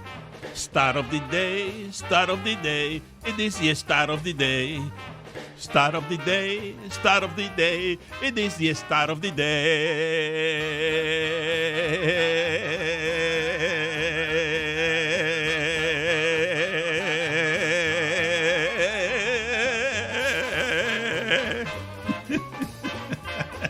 Vanderbilt lost a close game against Texas at home this weekend. You guys want to guess what Vanderbilt's record is all-time against Texas? I saw in the broadcast that Vanderbilt and Notre Dame are the only two teams with winning records over Texas in the last 100 years. Vanderbilt's record against Texas is 8-4-1. They had not played before this weekend since 1928, though. It's just starting to make sense now. It makes a little sense, a little more sense. Back when Vanderbilt was ruling the earth in the 1920s in college football. I have another stat for you while the music is playing, Dan. I sent this one to Stugotz earlier. Have fun. Notre Dame has scored more touchdowns this year in MetLife Stadium than the Jets and Giants combined. All right, that is. I've got a couple of good things on that front. They disrespected our troops. That's what they did. They were treasonous behavior from Notre Dame, and just half of it, because they're going to do the same thing to Army, and they're going to knock both Army and Navy out of the playoffs. A stat like that I saw from Simon Clancy, this will not surprise Mike Ryan. It's not from college football, but going into the game yesterday, Van Ginkel not only had more touchdowns than any Dolphin offensive player, he also had more forced fumbles, sacks, and interceptions than any Dolphin defensive player. Why didn't they bring him back? Wilkins and Van Ginkel. Van Ginkel's always around the ball. He is. It's weird. It is strange. Well, they had to clearly save their money for this really hugely explosive offense with a quarterback that you can totally trust to finish his contract. They got to start selling, right? Capitulate on this season. And be sellers. When you say selling, you mean Tyreek Hill, right? They got to trade. They got to trade guys. It's late for him though, right? Like where are we going to send him? Because the Bills got their guy, the Jets got their guy, the Chiefs got their receiver. Steelers need a guy. Tampa? I'll take Waddle. DeAndre Hopkins said in joining the Chiefs, this is my first meaningful football in a couple of years. Waddle had another couple of drops yesterday and doesn't look all that great. Is frustrating over the last months for a first-round pick. But let me get back to college football. Travis Hunter is solidifying a case, Stugotz, to be invited to the Heisman ceremony. We have not seen a lot of players like this. He played all 61 downs on defense. They beat Cincinnati. They are quietly a good deal better than they were last year, loudly, because Travis Hunter played all the plays on defense and on offense. He had 4 pass breakups on defense, and then on offense plays 61 or 68 of the 71 plays, 153 yards, 2 touchdowns, and here, this backflip. My favorite part is the graphic that makes an appearance right after the backflip, Stugotz, which comes up a little short. He does Spider-Man 3-yard reception. He's celebrating like that for that? I mean, it is. He should celebrate. Colorado somehow quietly better than I thought they'd be when they were barely winning at home against Baylor. They totally can take advantage of a better schedule inside a weird conference, and if they actually are in the conversation for a Big 12 title game, that means they're in the college football playoff conversation, because whoever wins that conference is going to get into the CFP.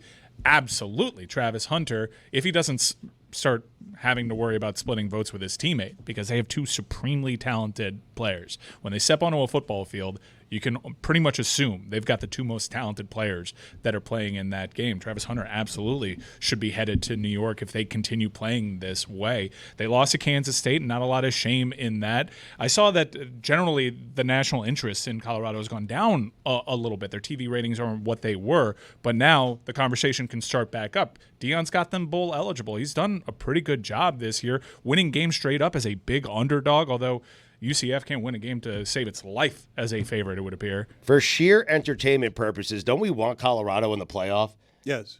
Right? Like, don't you want Deion and his son strolling into your stadium trying to take you out in the college football playoff? Jess and Lucy making faces. They don't want Colorado in the playoff, it doesn't look like. I want the best 12 teams in the playoff. If they win the Big 12, then yeah, like that would I want be Army and a great Navy in the spot. playoff just to Now you're celebrate our talking. troops. Yes. You guys were making fun of that celebration for the 3-yard touchdown. So Travis Hunter and Kai Cenat have been doing a thing where they're planning the celebrations together. And that celebration was actually supposed to go differently. When he did the Spider-Man thing, he pulled back and someone was supposed to toss the ball to him as though the web had grabbed the ball. But they didn't finish the celebration there, What? unfortunately. Yeah. I thought it was a cool celebration. I'm not knocking. There was more to it, yeah. He landed the backflip in a lunge. I mean, that's difficult. Yes, it is. Kai Cenat, it's his world and we're all living in it. I don't know if you saw it the first Celtics game. He was with Adam Silver. He demanded that Adam Silver introduce him on his own phone as the first pick in the draft. Adam Silver said, which team would you like to go to? He said the Knicks. And after Adam Silver stumbled through it, he said, let's do it right. Let's do it a second time. Let's do it right. And Adam Silver just sat there and did it again for him, introduced him again, because evidently Kai Cenat owns the entirety of the internet. Going back to Colorado and wanting them in the playoffs for a second. So Deion said before the rankings came out, don't put us in the top 25. Do you think he's going to stick to that when it comes playoff time? Like, don't put us in the playoffs. We don't want to be there. Probably not. You're probably going to be able to really catch him in that inconsistency. I'm not trying to catch him. I'm just asking you guys what you think. I don't know, but I mean, America has a really important decision to make next Tuesday, and we'll find out what the committee thinks of Colorado when they make it. Yes. Oh, trade deadline, I thought. Also That trade too. deadline. Yes, there's a lot going Big on. How do you guys feel? I want to play some clips here from College Game Day because I do believe that McAfee is helping Game Day make a bit of a resurgence here in the ratings in a way that's not disputable. Here he is just generally hand feeding again Nick Saban, showing that Nick Saban, he's doing the choo-choo train and he's just feeding Saban a slab of beef there, horrifying to every vegan and vegetarian in the audience. He's just doing, what is that? Is the choo-choo train? What is that called? You guys who have Looks kids. like an airplane to me. Yeah. Avioncito. Yeah, coming in for the landing. It's an airplane. Also, I think he's got now the most popular segment on Saturday morning, right, where people play for a great deal of cash to try and kick an extra point, and occasionally a person like this will just rupture either their Achilles or an ACL. That is just horrifying right there. That hurts to watch. Yes. Very unathletic. Are you guys... Jessica and Lucy got me into a little bit of trouble with McAfee and everybody over there because they were critical of Game Day last year in a way that got attached to me instead of you guys. Critical of McAfee. What do you guys shrugging Not your shoulders fault. about? Not your fault. Yeah. I barely work here. I don't know what. Last year? McAfee said that text I was you? talking shit about him because I was simply adding commentary to what you guys had said about College Game Day last year and how Fox was making inroads on the ratings game with College Game Day, trying to attack what has been, the second best sports studio show of our lifetime. Is that talking? You guys going to apologize or what? Okay. Yeah. Well, they're denying that they had anything to do I with love it. that. I hear the I take. love That was that one. That's one of my takes, no doubt. I don't think that's. I still watch both, and I find myself watching Big Noon more. One of my best friends is on Game Day, so I doubt that I said anything bad about it. But I don't know, Dan. I mean, You're best friends with Nick Saban? yes. Wow.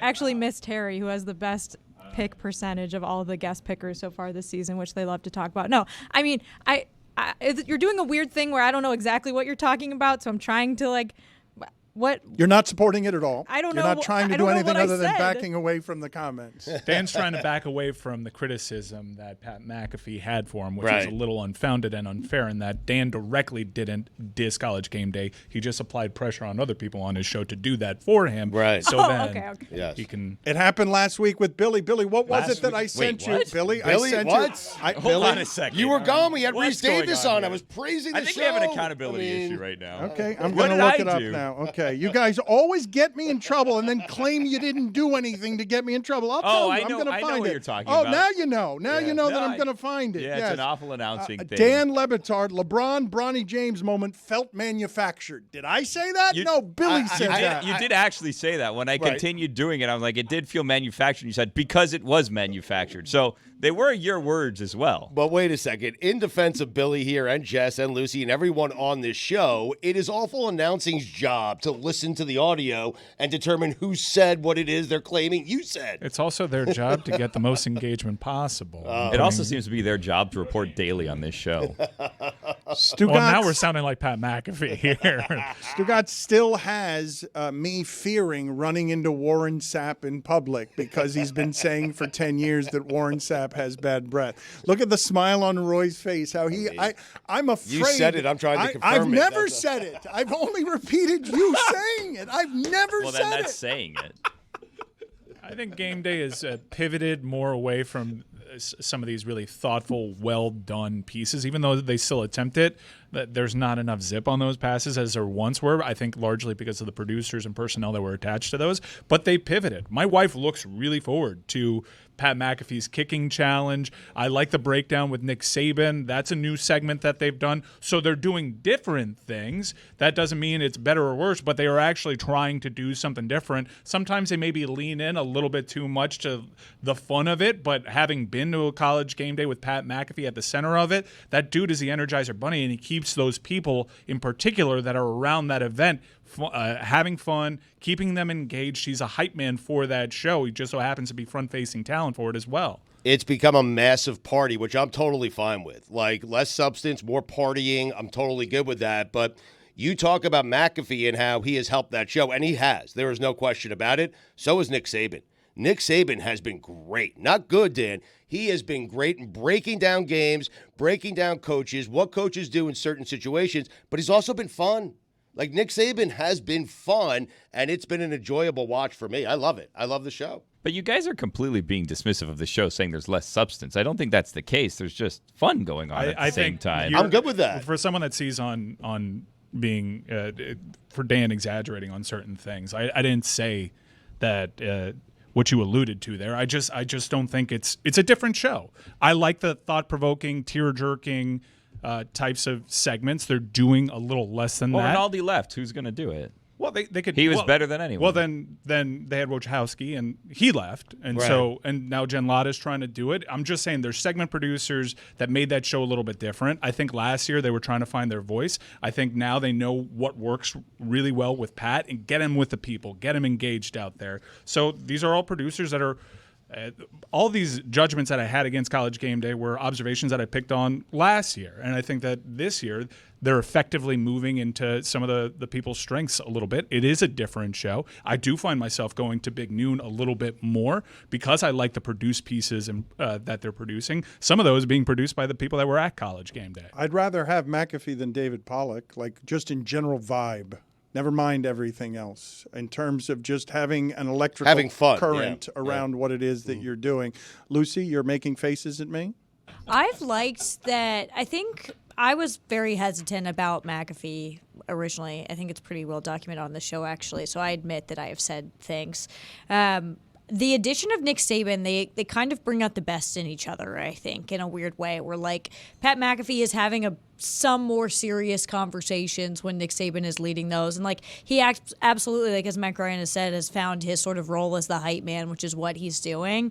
Because Game Day, like, you now have all this competition. You have Big Noon. You have whatever Big Ten is doing. You have all these, like, SEC Network. You have to find a way to draw people to where you're going to be. Like, this weekend alone, I know that Big Noon and Game Day are both going to be at Penn State. How do you find sort of the balance of getting people to come to you versus another pregame show? But I think it also works in the reverse, where, like, Nick Saban's such a serious guy, Pat McAfee can kind of make him ease up a little bit, wear a tie that he's uncomfortable with, eat food on camera. Like, they've all sort of kind of found their groove together. So I feel like this year has gone a lot better than last year. I do think if there is one thing to criticize, I saw also on Awful announcing that Tony Hinchcliffe, who was the comedian that was at the Trump rally yesterday that made the comments about Puerto Rico being a floating pile of garbage, was on Game Day last week and made some, like, really inappropriate comments. And it just, like, kind of seems like no one cares, or, like, everyone just kind of moved on with their lives. So I think that kind of thing is a huge bummer, because if you want to lean into the party and the fun of, like, tailgating, I think there is a line that you can't cross into, like, total just, like, awful jokes and like, just punching down, which I was super disappointed to see. Hinchcliffe has developed a real following with Kill Tony, at least in part because he navigates this particular gutter well. And I will say again, as I did at the top of the show, Stugotz, I thought he and Nikki Glaser stole the Tom Brady roast. His confidence was obvious to everyone watching. I don't begrudge him his success, but to see him in these political times go out and do lazy racist tropes as comedy and then tell us that we don't have a sense of humor when in these times, I'm telling you, Stugotz, I can find the funny in racism if you do it clever and well. I can if it's artful, not if it's Latin. I like artful racism. Is a weird thing to say. I'm just trying to help you out. Like I would position it differently. No, but I'm saying if it's the premise, not the point, is there are ways to do this that just aren't tropes. Is it usually at a Trump rally? I mean, what are you looking for? There's an art to a Trump rally that you're applying here. That stuff goes out the window. He is going as a comedian, and what he was doing is furthering the Hinchcliffe brand by continuing to go further and further over what people view like is a line. We are drawing a line on what people can say and what they can't say. And weirdly, the Republican Party is now. This is not something that has ever been in my lifetime. The party of religion forbade things. Like the idea that the Democrats are now the ones that don't allow you to speak freely, so that this guy has a lane to be more controversial and third rail when all he's doing instead of comedy, in this particular instance, is tropes. I don't understand where the Democrats are not letting Tony speak freely. I don't understand it. It's such a straw man. He goes in there with the agenda to make himself feel a little bit more dangerous. I'm pretty sure straw man. I'm pretty sure there's a clear and obvious grift here that developed over the pandemic where people realized they can move merch to the other side of the aisle too.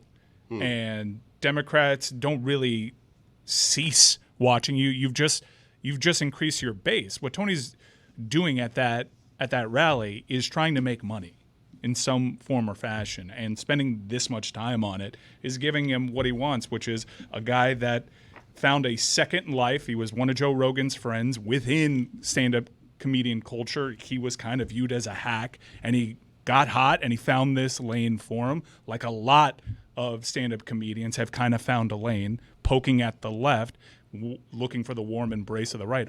They all have a group chat laughing at everybody. Speaking of a warm embrace, did you guys see the piece with Lee Corso coming back to Indiana? Oh my! Did Coach feel great for Coach or what? Yeah. Reunited with the team, the first, and I think the first bowl win in Indiana history, and it was the reunion. And Lee Corso went back to a little restaurant. He met with the guys. Kirk Herbstreit came in from golf later in the episode. It was fantastic. That is journalism. That is College Game Day. You know what I took away from the piece? 37-year-olds. Yeah. Used to look like 65-year-olds. You're right. Kind of, yeah. I didn't want to say it like that, but No, like when it's you were true. 37 back in like 1940, whatever he was, yeah, like whew. Yeah. Well, anytime you see like an old graphic of quarterbacks in the NFL, and it's like this guy playing in his prime, and you're like, oh my God, his 5 o'clock shadow. Yeah. He looks like Yes. a much older man. And then you look at Tom Brady, who Right. looks like he's been 25 for the last 15 years. But just to see Lee get, emotional and he cried and those Double-decker players. bus. Oh, the double-decker bus. Oh, Dan. my Did you God. see it? He had the sweater on. Wasn't the exact same sweater, but close enough. A little snug, but close enough. Yeah. I am going to find you a photo of a 45-year-old Sparky Anderson, and I'm going to put it on the screen impossible. right now No, for you. no. And this is about That's the not age. 45. That's not 45, dude. It is not 45. That I is don't care. It might be 50. It's not much more than that. I'm not kidding you. I am not joking when I say that's either Sparky Anderson at 45 or 50 years old. I'm not making that up. That is not a made-up thing. You guys keep shaking Back your when head. houses cost 15 pence. No. In this picture, he's 51 years old, Lewis is telling me. He's 51. I asked Lewis to find for us a photo of Sparky Anderson at 45 to 50 years old, and he came up with something of Sparky Anderson at 51. I'm not making that up. By the way, Tim Walls is going to join us tomorrow during the show. This is not an echo chamber. That's going to be tomorrow on the show. Talk some football or? Yeah, we'll talk some football. Minnesota State Championship. We will talk with him. I have not gotten yet to the University of Miami now being a top 5 team. I have not gotten to Mario Cristobal slamming a table in a way that fired Mike Ryan up. And I've not gotten to Cam Ward and Mario Cristobal both trying to manufacture a Heisman moment and make fun of FSU. Up 16, 4 minutes left. They are throwing the football to their quarterback so that Cam Ward can score a touchdown. And And here is Mario Cristobal exciting Mike Ryan because the Hurricanes are in the top 5 and they're undefeated after beating FSU by 22 points. All recruits, in-state, out-of-state, can now clearly see the trajectory of this program versus the trajectory of the other programs. Wow. Wow. Man, emphasis. Yeah, solid. Look at how happy Mike is back there. I've got nothing to add. It was efficient. It wasn't a pounding of the table. It was an efficient, fist on the table. It was period great. at the end of the sentence. Yep. You want to guess how old Sparky Anderson is in this photo right here? Lucy, take a guess how old Sparky Anderson is in this photo right here. 17. He's 35 years old in What? this photo. 35. Pretty close. Life was hard back then. Yeah. That's what we're talking about. What was your guys' favorite moment from the college football weekend? Because I Coach have Corso. I have one. All right, yours is Corso in a sweater, nostalgically. Notre Dame beating Navy by 37 points. Oh, treasonous! Terrible. Section 336 at the Texas A&M game. The SMU Duke game. Oh my God! What amazing. a finish! Oh, wait, do we have actually, consensus? Wait, can I go back? Kyle McCord threw 3 pick sixes in one half against Pitt. He did. I've got a couple of nominees for you guys. I've got a thick 6 in the North Carolina game against Virginia. I believe we had Virginia, and I believe we bet Virginia as a show as part of Tony's picks.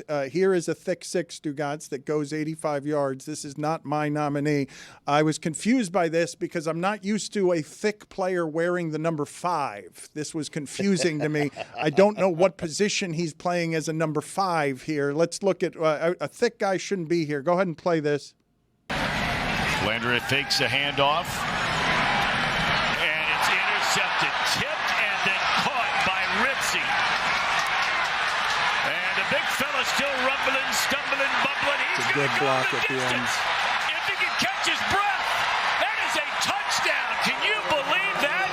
A tip, a pick, and Javari Ritzy Is that a defensive tackle? with a touchdown. One thing's for sure. That is Tom Brenneman. Number 5? Is that the resurrection of Tom Brenneman's career? Yeah. It is. Yeah. Brenneman is back That from the was Brenneman. He Castellanos is back. moment? Folks, I got to be Yeah, honest with you. CW, I don't know yeah. if I'm going to be able to speak into this microphone ever again. Well, guess what? You did on the CW.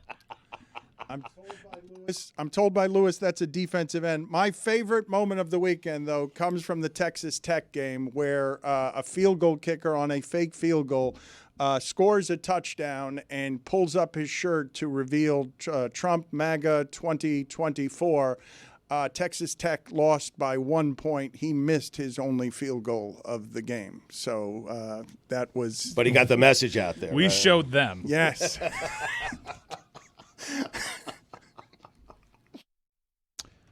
Okay, we're going to start with the song, and then Mike is going to read game time. And then we can start the segment.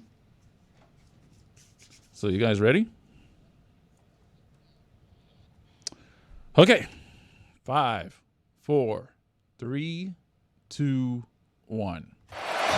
Ward with time. What a catch by Restrepo and a touchdown, Canes. Now we're running the league 8-0. Isn't that sweet? You bet so. Top 5 team, baby, you know Miami's Restrepo. EA Sports ranked him too low. He should be like 100. This is his team, everyone knows he is him, Restrepo. We haven't lost, and we probably won't lose. Santana Moss soon in his rear view, 'cause it's 5'10" stud from here in Broward. 5'10". They're smoking fools, vanquishing cowards. You know the X gon' give it to you wide open, even when he's covered. Could steal your girl and then your mother. You know the Cam's gon' throw it to him, and what you gonna do about it? These Kings are gonna win it all, yeah. 'Cause he's doing his thing, racking up dubs. Siete Restrepo, all ACC, baby, you know he is him, Restrepo.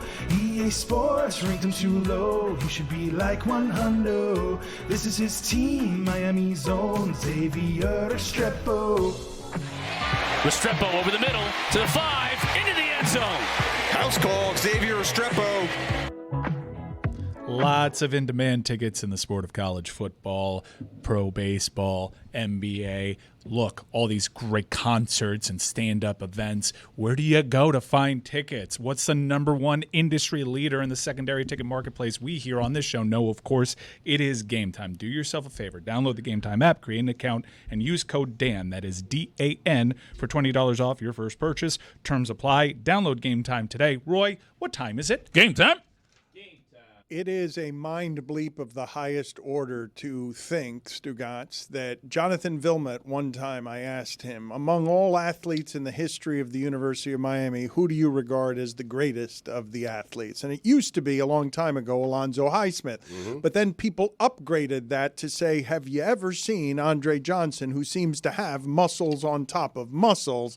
To see Restrepo take down every University of Miami wide receiver in the record book. Crazy. Super weird. Yes. Physically tiny, feels smaller to me than Berrios or any of those. Santana Moss feels physically smaller. It doesn't make any sense to me that he's going to demolish the University of Miami receiving record books. And certainly less physically gifted than those receivers that you mentioned. Not highly touted as a recruit, a guy that just did all the things, worked on his game. And you actually look at Miami, and I understand Cam Ward is highly touted coming from Washington State, was the number one transfer portal quarterback, depending on where you looked. He was a 0-star coming out of high school. Incarnate Word was his offer.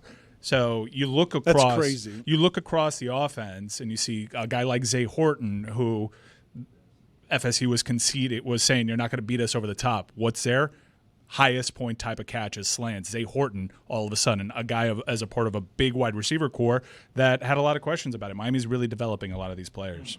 How did it feel to have a normal victory? Just, no one questioning it, no referees, nothing. I wanted it to be. You I missed wanted it? the. No, I didn't miss that. Right. I wanted the final score to be more reflective of the actual type of beatdown that was. They had their biggest play was a QB sneak that went for 40 yards. That's funny. But the Canes are in the playoff, Mike. Like, there's no one on the schedule that scares you at this point. It's college football. They can lose. They can lose, Stugotz. They can. You can lose one and then lose in the Duke at ACC home? championship. You can lose to They're Duke not at going to home. lose. No. They're not going to lose. It's possible. No.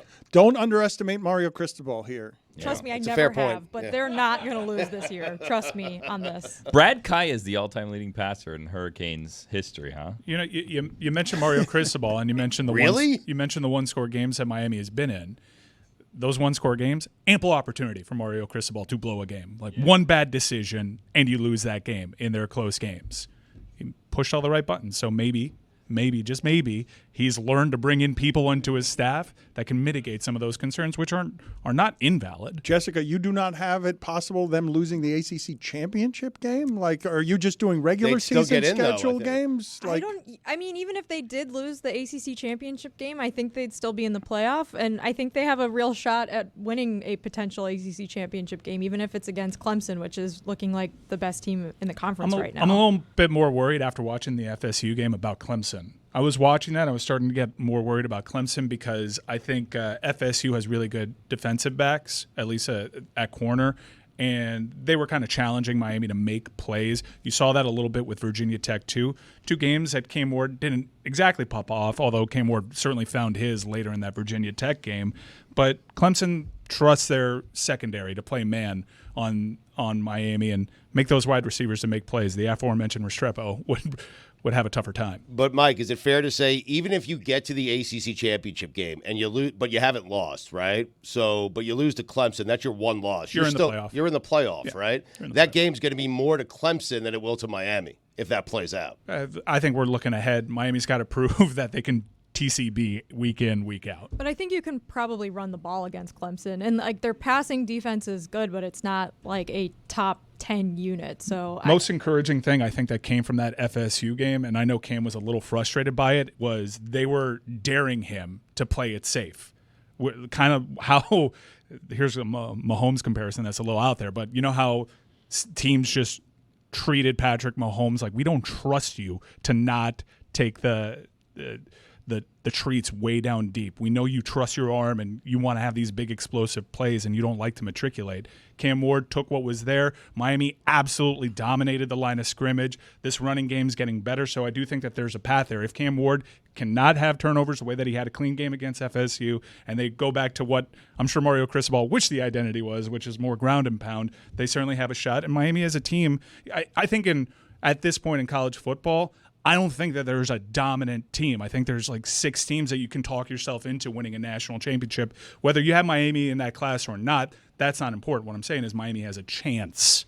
I also think Clemson has a tougher schedule remaining. They still have to play Pitt, which we know sometimes that hasn't worked out well for Clemson and Miami. And they have to go to Blacksburg, and they too. play South Carolina, which isn't a conference game, but it would, if they lost, obviously it would impact the playoff race there. I have a college football admission to make. I told Lucy this privately. I'm going to say it publicly now. Uh-oh. I am falling for James Franklin and Penn State again. Oh, no. They play Ohio Don't- State this don't do weekend. that. They Don't do appear to be that. different. This team appears to be different. Don't do that. Dan, they appear to be good offensively. They're really good on defense. They play Ohio State, and I am buying James Franklin at Penn State, knowing they're probably going to lose to Ohio State this weekend at home. Those are called intrusive thoughts, and you can keep them Don't to do yourself. that. Keep them to yourself. I'm sorry. I mean, something's got to give this weekend. Like, Ohio State fans, the ones that I saw on my timeline were not happy with that very close win against Nebraska on Saturday. They were treating it like a loss. When you see Ryan Day's address on the feed, you know something has gone deeply wrong. Lucy, I don't know how tapped into it you were on Saturday, but that was, to me, the prevailing storyline is how Ohio State, and we've seen other programs and their fan bases make this mistake. They're not satisfied with, okay, you can pencil us into the CFP. They want to win it every year, and it seems as though they're pushing out a coach, potentially pushing out a coach that's done a fair amount of winning for their program. Yeah, he has an insanely high winning percentage at Ohio State. Like, Ryan Day has lost to Michigan a few times, and then Georgia every once in a while. You know, this is a very successful coach. But after watching that Nebraska game, which, let's just give a quick thoughts and prayers to Nebraska fans. I don't know if there's a fan base who has been through anything more than Nebraska, because, like, if you're a Florida State fan, yeah, this just sucks, but you know there's no hope. Nebraska, it is just the same horrible nightmare every single week.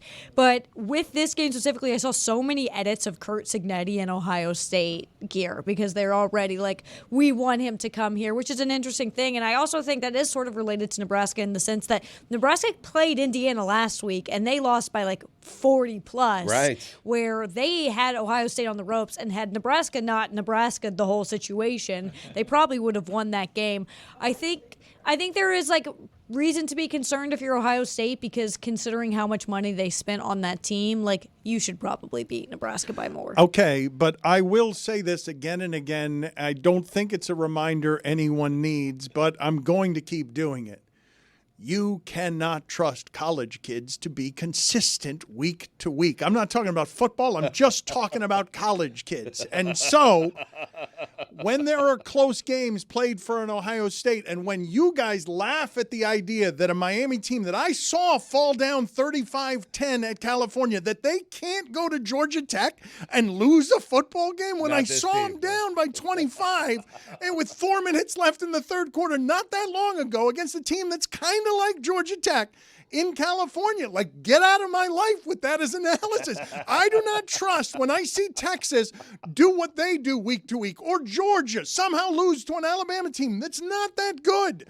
I do not trust anyone in college football to be unblemished anymore from week to week. Why? Because I don't trust college kids to be consistent about anything. Except for Indiana. We trust Indiana. Yep.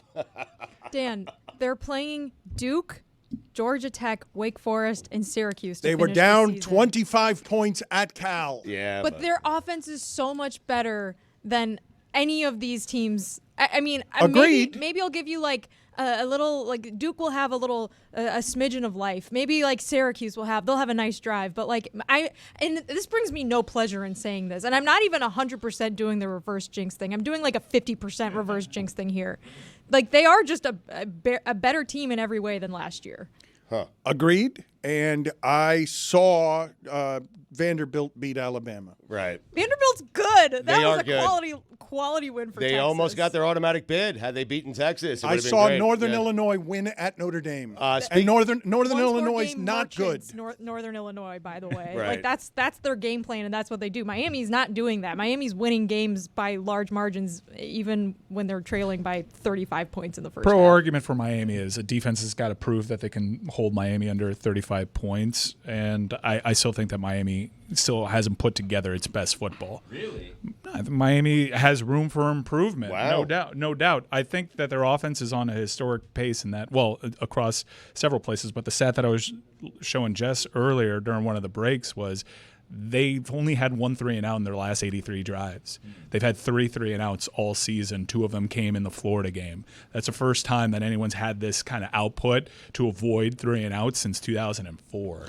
They are disappointing when they score 36. The number in that game was 38 against Florida State. Like, they are expected to score about 40 points a game, and that can erase a lot of deficiencies. Someone brought up Cal. We laughed about this last week, but they're 8 points away from being the number 1 team in the country. I mean, 4 losses by 8 points. This was they beat down Oregon State, but they've always been in close games. It's just tricky. We're back to work. We're not going to defend the merits of our victory.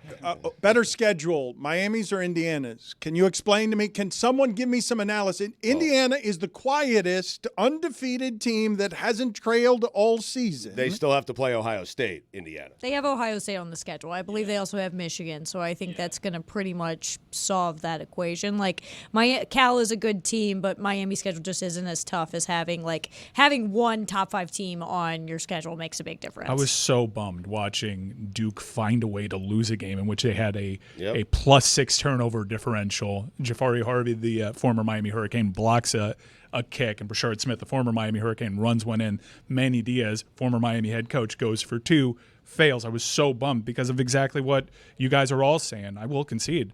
Miami's most impressive win is at Florida, and Florida's been a weird team to judge, but yeah, if you want to seize on they don't have good enough wins, they don't. Even if Indiana goes undefeated, somehow they have to play in the Big Ten championship game.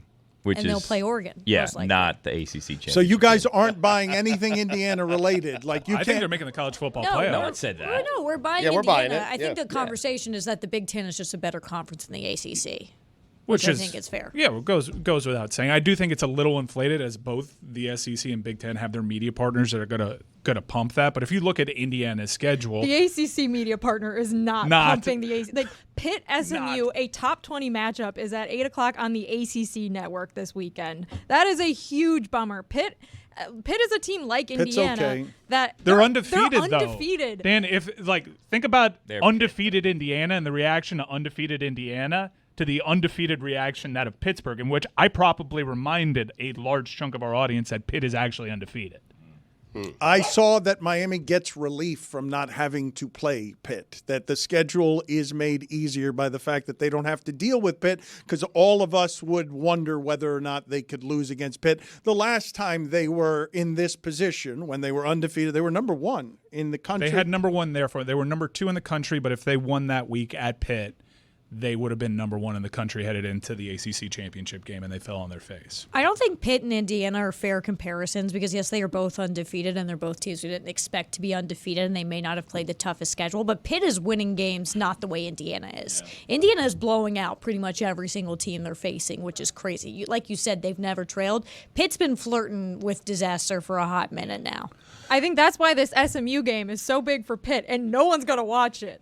And what if I told you, Dan, there's an undefeated team in the ACC that narrowly beat Cal by less than a field goal, the best defense in the country, the Cal Bears, and no one's talking about them?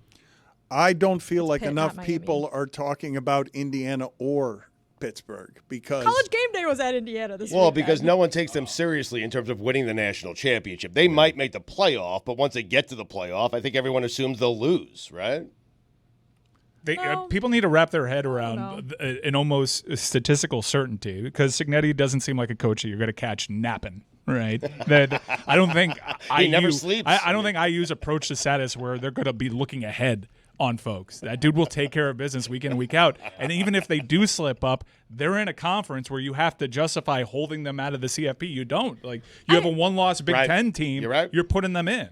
I have to remind myself not to do this too, Stugotz, because I've done it before. Like I've done it earlier this season with Miami, where I'm like, whatever, they're gonna lose the first big game they play. It's still an accomplishment to go 8-0 in a college football season, even if you like quote unquote haven't played anyone. Like this Indiana team blew out Nebraska, who almost beat Ohio State this weekend, and Ohio State could not run the ball on them whatsoever. And then they had to play Washington with their backup quarterback and still won that game. So I think it's impressive, whether or not you think like they're an elite talent team that can actually go toe to toe with Oregon or Georgia.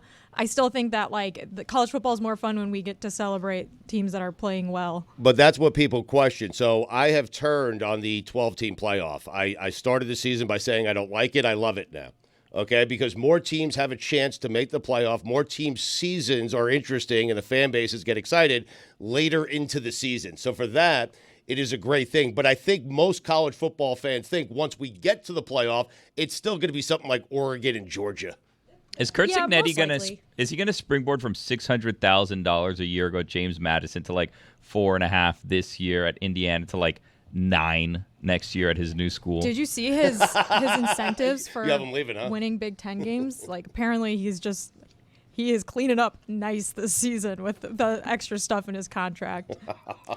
Let's transition here to a former University of Miami player who I think was somebody that a lot of people were laughing at this weekend. I'd like from the group in general, because we haven't talked a lot about professional football today, I'd like to find and get some nominees for funniest thing from the sports football weekend. But Tyrique Stevenson is a Washington Commander. I'm sorry, he's a Chicago Bear. Excuse me. That's mine, by the way.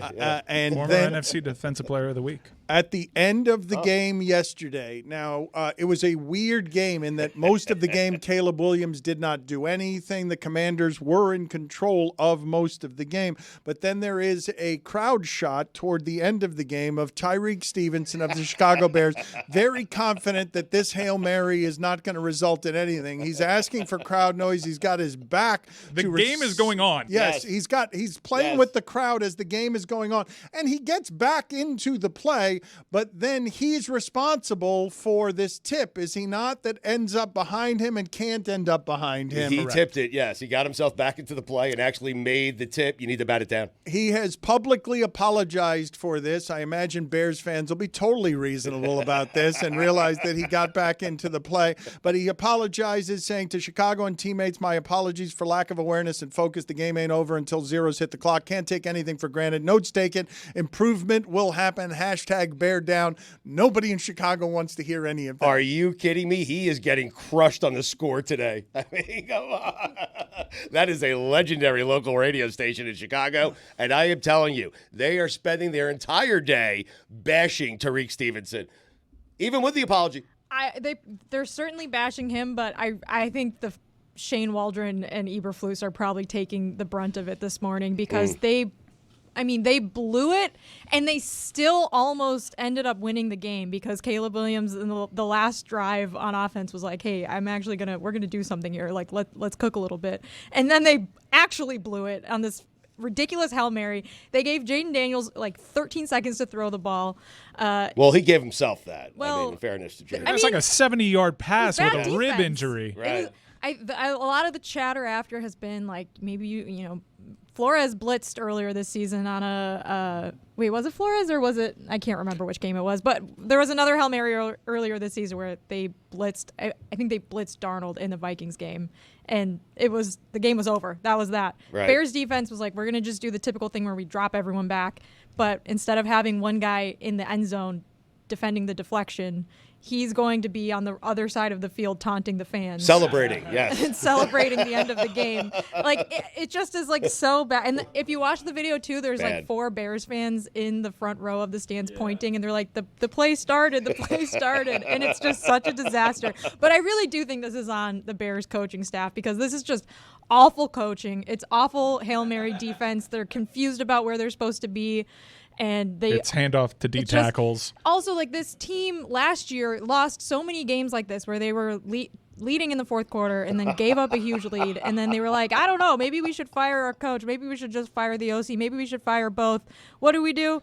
Let's just fire the OC. We'll keep the coach around, and we'll decide like a week after everyone's already fired their head coach, and it's too late to hire someone that we really like. It's just like all of it's just bad. I think, though, when you say blitz that play, the thing that I'm always scared of is if I blitz that play, all of a sudden they're doing something underneath, and now I've got 5 or 6 guys running into the backfield, and they're doing the flip the ball back scenario. There is a reason that usually people do not blitz in that situation, and I'm not afraid of Sam Darnold running down the field, but earlier this season we remember Lamar Jackson running 40 yards down the field. You generally go 3 or 4 pass rushers there and believe that an outnumbered wide receiver group is going to be able to knock the ball down, because in most instances the ball they are taught, do not let that ball flip backwards. You've got to knock that down. It's super rare. I mean, the chances of that play succeeding are really unusual. Well, you have to start by not taunting the fans because you think you've won the game already while the play is going on. The play's been going on for a good 3.5 seconds. It's absurd. Before he realizes, oh crap, I got to get in this play. It was like a 30-second long play. It was the slowest play in NFL history. He did run with the ball for 12-plus seconds before releasing it 30 yards. But 4 of those 12 seconds were spent celebrating by Stevenson. I mean, what is he doing? Diana Rossini reported before that game, she said the decision on whether Daniels wants to play and the decision will be made by head coach, general manager, training staff, and doctors. There will be 5 voices on this. 3 of them want and need Daniels to play. The other 2 were Wonder how that's the other go. 2 were doctors and paid medical professionals, stunned that Jayden Daniels would play in that game. It's a vote of 5, and the general manager and the coach and the quarterback all want the quarterback to play. He wasn't himself yesterday. He didn't seem At like the end he was. He didn't see. I mean, he was able to throw the ball 70 yards It was and a crazy throw. move around to give your team an opportunity in that spot. So Dr. Quinn wanted him to play? Yes, Dr. Dan Quinn, and is it Adam Scott is their general manager? Whoever their general manager is. Also, Dr. Scott wanted them to play. I wanted him to play as well. I wanted to ask you guys something based on what I saw celebrated yesterday that I felt I wanted them to stop celebrating it. They turned National Tight Ends Day into a national holiday, and I liked it at the beginning, but at the end I had grown weary of the amount of celebration there was of tight ends all over the league.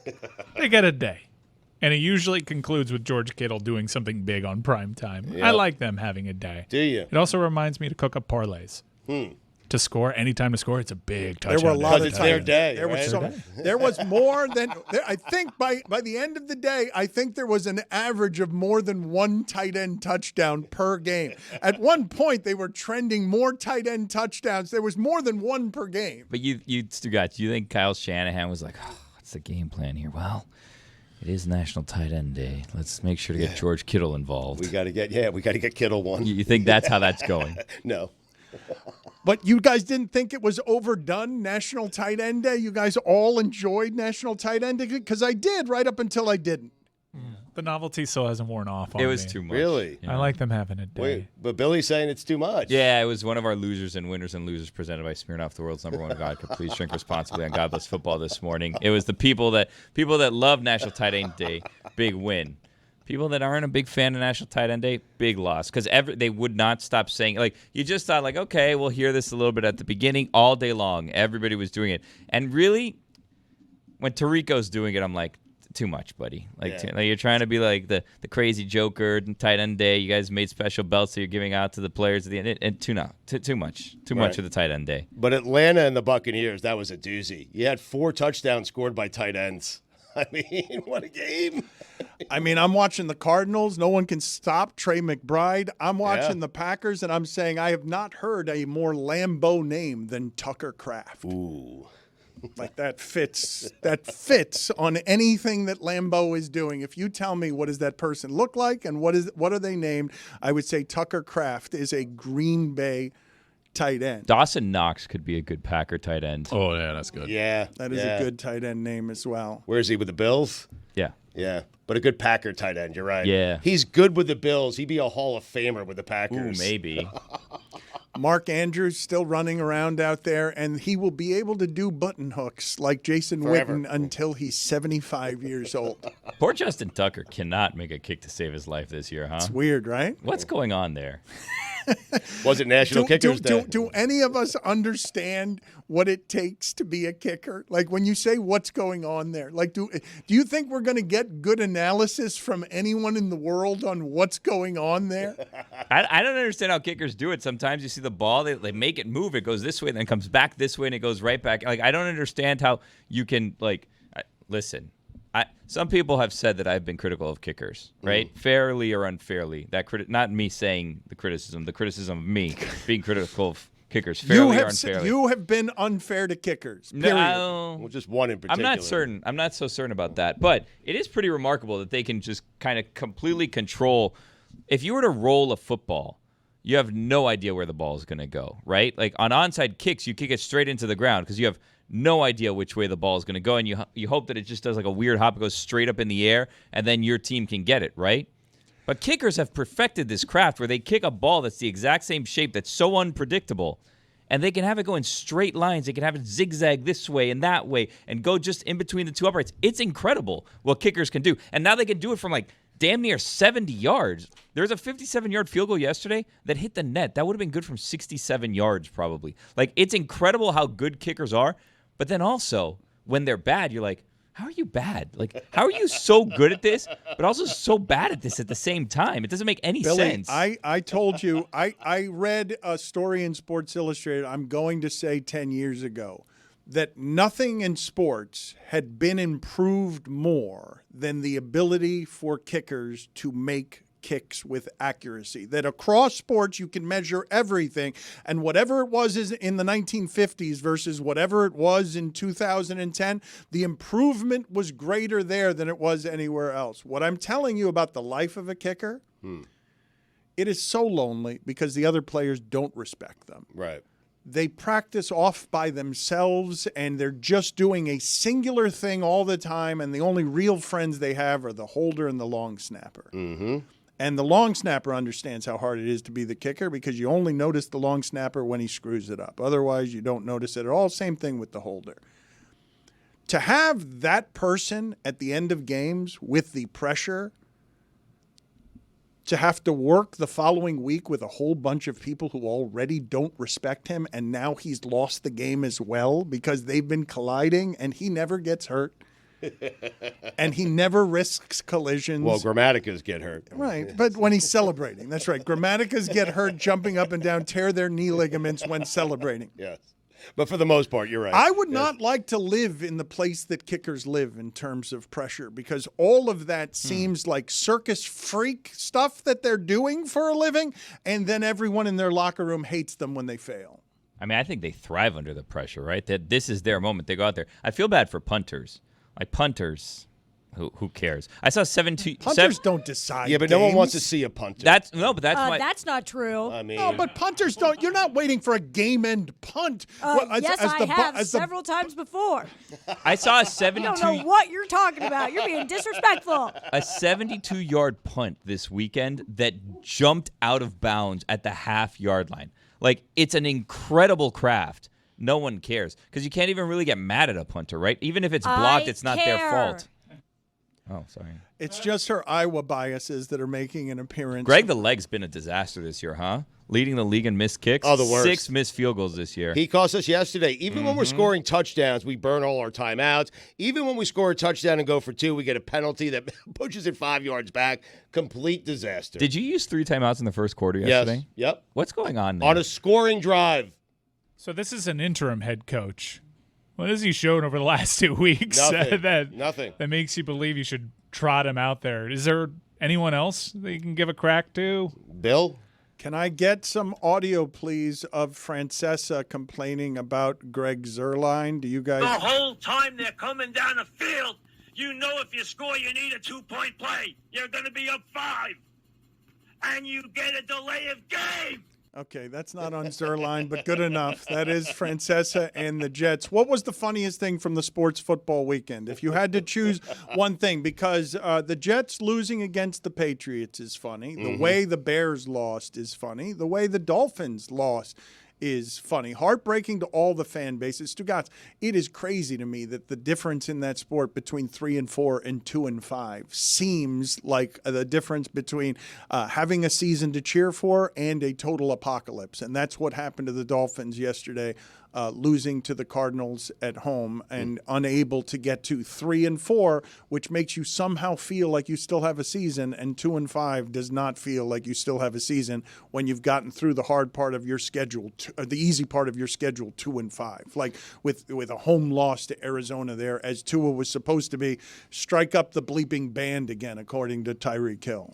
For me, the funniest thing is the Jaguars and just the way they lose and how they lose every single week. And the Packers got him yesterday, and Love got hurt, and Malik Willis came in, and he did the job. And the Jaguars are terrible. They're awful.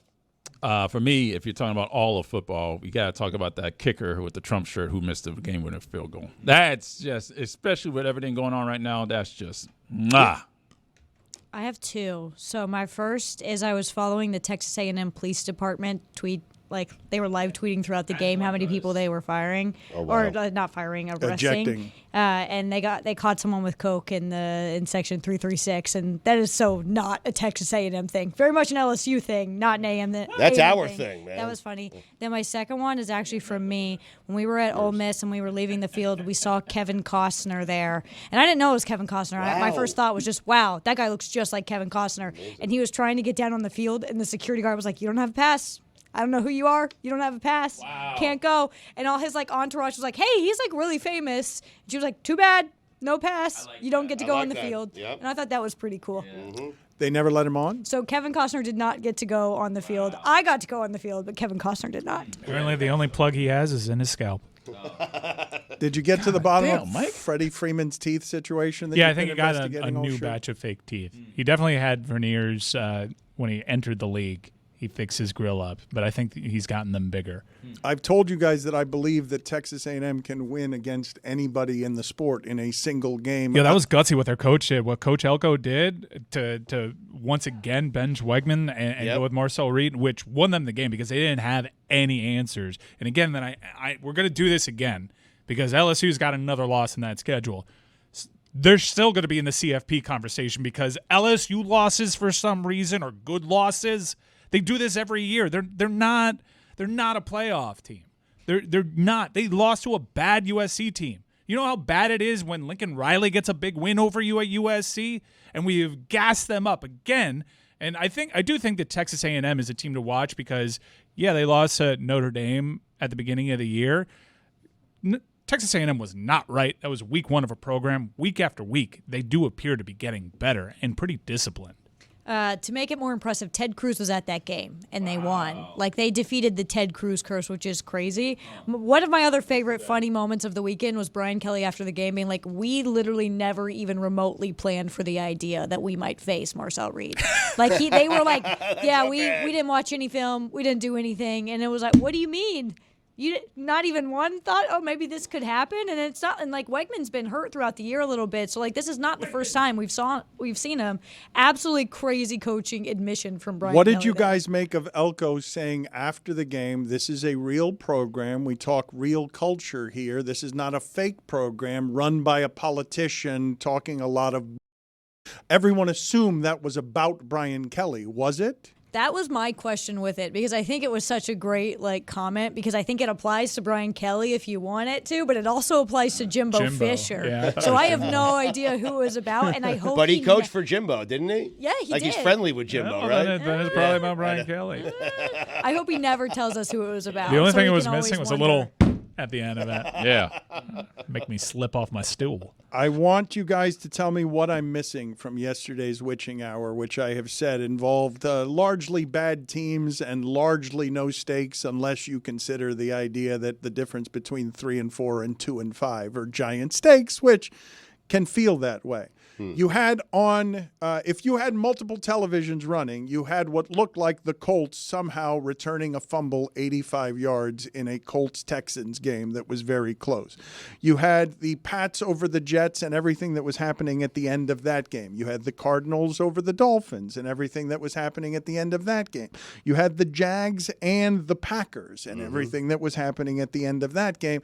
And I think you had the Bucs throwing a Hail Mary in the Bucs Atlanta game. Completed, but out of bounds. Am I missing anything? Kyle Larson spinning out twice, trying to make an aggressive move for first. Probably way too aggressive when you're already clinched in the final 8 and you're just looking to get enough points to get in that final 4. But, he was risky. You missed Jameis Winston. Oh, that's right. I keep missing Jameis Winston. I keep missing Jameis Winston winning against the Ravens. He's so good, man. Not like great, but like just, man. Fun. Did you see that? He had his pregame interview that he very clearly spoke to the reporter, and they had an actual conversation before. And then when it seemed like the exact same questions were asked, had very different answers where he was just going into giving all the glory to God, which is good. I just saw now another video where he was giving a pep talk to his team in the tunnel, and he told them to represent the names on the backs of their jerseys. Why don't we play it? And Why don't we just I play got to put it in the video dump. Oh, no, there it is. Hey! Opportunities come once in a lifetime. Dan, I know what you're thinking. What am I Post-game thinking? show. We did it. We survived. Billy didn't tell us about how he did in Daily Fantasy this week. Not so fast, my friend. It's in honor of Lee Corso. Dan. They went to Indiana this week. I don't know if you know. He used to coach there. Yeah, you guys He had mentioned a double-decker bus, put on the sweater. Oh, From chills. Alapata. Yeah. Really? You guys mentioned all of that. Yeah. Mhm. It was moving. People were crying, Dan. There were people crying. That is true. Yep. Eating meat, kicking footballs. Yep. You know one thing we didn't mention? What's that, Billy? Every week you go to dkng.co/Smirnoff, and that is where you can compete against us in our weekly fantasy contest. $3 buy-in. It's presented by Smirnoff, the world's #1 vodka. Please drink responsibly. How did I do? Great question. Last week, I finished in the 40s, right out of the money. This week, in the 320s, but I'm well on my way. Yeah, I picked some tight ends. I picked good tight ends. It was everyone else that let me down last week. So, unfortunately, I wasn't in the money. I know you were wondering who was my quarterback, who was my receiver. We can catch up offline on that one. I don't want to. Yeah, I'm not interested. What I'm not do you mean? interested at all. Not interested? What do you mean? Offline. Yeah, no, it's fun. It's I- fan engagement. we're That's not what we're offline missing, right fan now. engagement. I Fans know. engaging with us, playing fantasy against us. I like to fancy myself a man of the people. That's why I play against them every week. Also, because I can take their money. But you never do. dkng.co/Smirnoff. You could take their money. I did the but you first don't week. take Well, I their shared money. with them. I only took some of the money. The other money went to the other winners. Another Anyway. contest that we have tomorrow that I want to remind you of because I believe it's the best prize we've ever given, the most intimate prize we've ever given as part of the Weekend Observations contest with Miller Lite. Tell them one more time, Mike, what it is that they can get because if you love our show, as the most diehard and loyal people do, and I believe that group of people, Stugotz, is the most fervent zealots that you will find anywhere in sports entertainment. I tell you all the time how grateful I am for the idea that there are people out there who spend 3 hours a day with all of the options that they have with our show because they're addicted to the cotton candy elements of this. Those people will have a chance to win what I believe is to be the most intimate prize we've ever given here as part of our partnership with Miller Lite, which has been a very good sponsor to this show. It could be a diehard fan, or it could be a total rando that found us on DraftKings.com/pools. That's the way it works. I mean, In my mind, I'm competing with Gladiator 2's pool, so I want to top that number. So we'll take any Joe Schmo that just comes across this on DraftKings.com/pools. You can find it on your DraftKings app. Real easy towards the bottom of, towards the top of your screen. Click that pools, and because this pool closes tomorrow at 9 a.m., it is closer to the top. But yeah, it's a real cool event, and I think if you are indeed a diehard listener that is hoping to make predictions and win this contest, you've heard us talk about how much we love going to our local watering hole Flanagan's, being able to get the rock and rib rolls, Roy. Nachos. Flanagan's. So we love Flanagan's, and to be able to do this with a partner like DraftKings and a partner like Miller Lite. And Miller Lite's been one of our great legacy partners here on this show for almost the entirety of the 20 years that we've been together, dating back to local. So this is a real cool activation that we got here for tomorrow's Weekend Observation. So make sure you lock your entrance in before 9 a.m. tomorrow. Who's going to be back? Huh? Yes, so that's many options. That's one of the bets. I'll tell you offline, Dan. Okay. I'm so worried about you doing something shady with this. What if no one I'm is teasing. back? No one knows. I'm running your script through compliance. Don't cheat, Stugotz. You're going to ruin it for everybody. He's a cheater. He is a cheater. I was trying to tell How Dan. did Duke lose that game? One of the things we didn't get to somehow on the show today is one of the great botched national anthems of our time. Stugotz, have you seen this? Because this is unfortunate. I think Mike Ryan left the executive producer role, at least in part, because he was afraid of something like this happening to us on live television. Because when you're live, you can't make it unlive, and live is forever if you make the mistake that ends all of your sponsorships because you've got aging hosts and a sloppy circumstance of disorganized talent all around them. Let's play the sound from C-SPAN and a man in the background with really, truly majestic founding father hair as this woman botches the national anthem.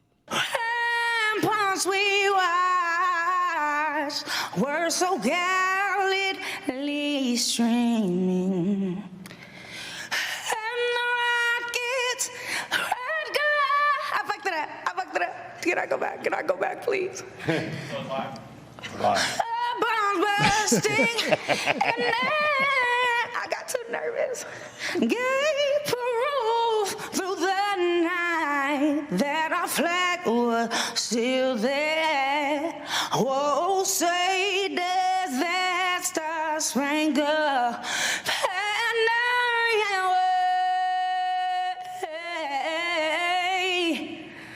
for the land of the free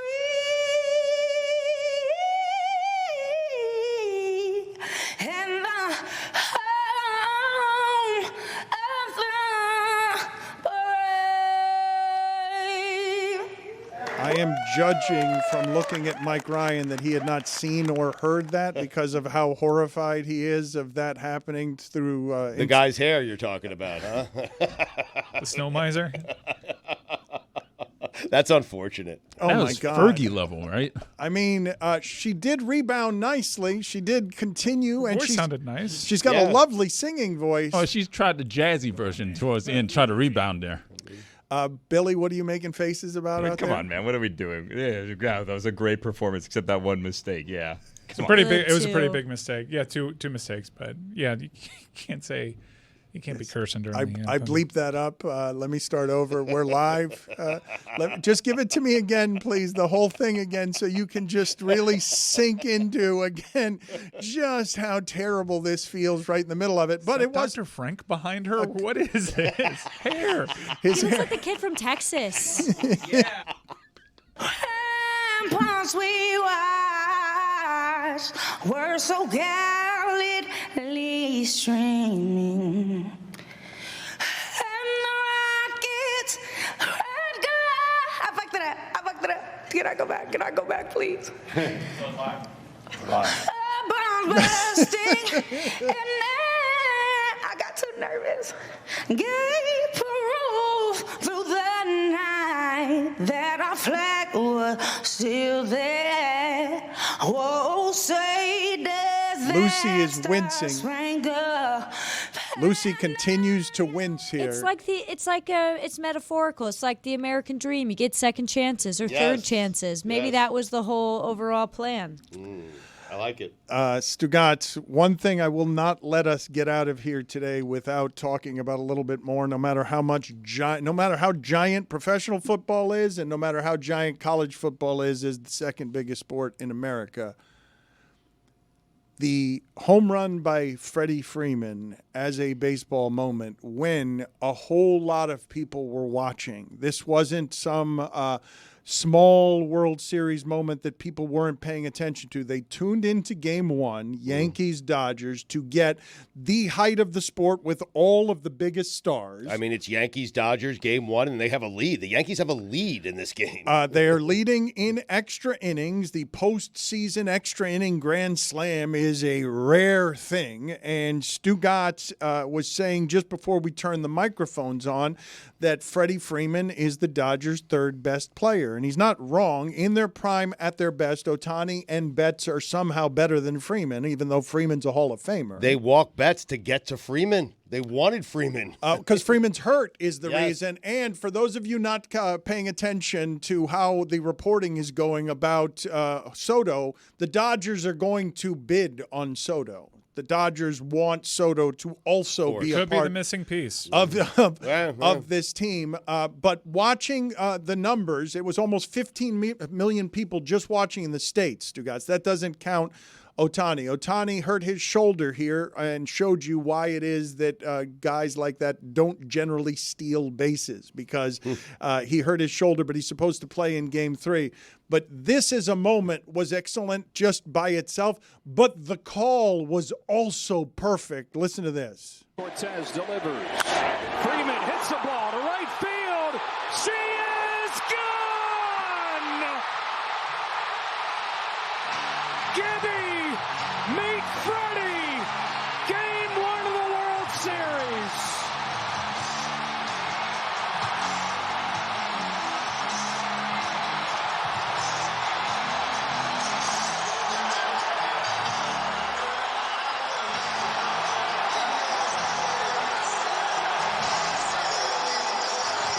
I'm with Mike Ryan. All I see is teeth. It's just teeth. Yep. It's just one of those chattering things that the Joker would throw at you, just rounding the bases right there. One thing that really made me laugh from this game, and I'm really excited for people that love baseball that say you have to watch this series, it delivered in extremely profound ways. I got to see one of the game's greatest moments in World Series history. Only the second walk-off grand slam, I think, in World Series history, or the first in World Series history and the second in postseason history. It's just one of those moments that you always hear about and you fantasy book. And one of the things that made me really laugh around it was Amin was at that game, decked out in his Yankee garb, and he posted the video. He was filming that at bat, and he stopped as soon as he heard the crack of the bat. He knew. You don't actually get to see the ball go into the stands because he just knew by the sound of the bat and the look of the swing, this one's over. I got to tell you guys, it's rare where you could say this, but tonight is a baseball night. There's a football game on, and I am glued to the baseball this evening because no one wants to watch Giants Steelers, do they? Baseball gets a sound tonight. Yeah. Are we still sticking with that random Pete Alonso home run was the greatest home run in baseball history? Have we moved past that yet? I think it was Mets history. I don't think we were talking about baseball history. No. We were talking about how special it was for baseball history that no one had ever hit a home run that gave them the lead down by 1 run in the 8th inning or later on a Wednesday night after 7:18 p.m. Pacific time while eating Taco Bell or something. I said all of that. Yeah. The Pete Alonso home run pales in comparison to this home run. World Series home runs are better than divisional round or playoff home runs that aren't World Series. This home run is not Kirk Gibson's home run, though. I mean, I'm with you Freddie on that meet one. Kirk, get out of here. Yeah, I'm with you. That one. You got a limp. Yeah. Wait a minute. I mean, before You're going to remember those teeth. Stugotz, Freddie Freeman did admit to being medicated. It's the only reason he's on the field. Yeah. Kirk could barely walk. Wasn't. Bone on bone. Right. Exactly right. Yep. I think one of the things you're going to be watching for tonight, and as much as I like to see New York suffer, I want them to make this a series. I want this to go 6 or 7 games. I don't want the Dodgers to just run away with this. But here is what you get to enjoy, Stugotz, when New York loses that way. Let's check in with our Knicks correspondent and his friends. Mero was watching the game as it ended, and you can see here New York suffering is exactly what it is that you want to enjoy as they're watching the end of that game, and it's just Yankee fans despondent in are those Barca loungers? What kind of chairs are those? Are those There's a guy behind Mero who's just laughing at him. I mean, lazy boys? It's just horrible. What are those kinds of chairs? Can you guys help me? I don't know furniture terminology. And let's play the audio here of just sad Yankee fans. They wanted to be excited. They're 2 outs, Stugotz. If you can just get a pop-up, if you can just get a fielder's choice, you're going to feel like you get out of there with a split. Do we have any audio on that? Let's hear what we've got. Let's go. You say hot shot to Rizzo? That's it. Game over. Come on, let's do it. Watch out. No. Guy in the back. That's the one place. Why they pitch him there? Walk-off grand slam. Why the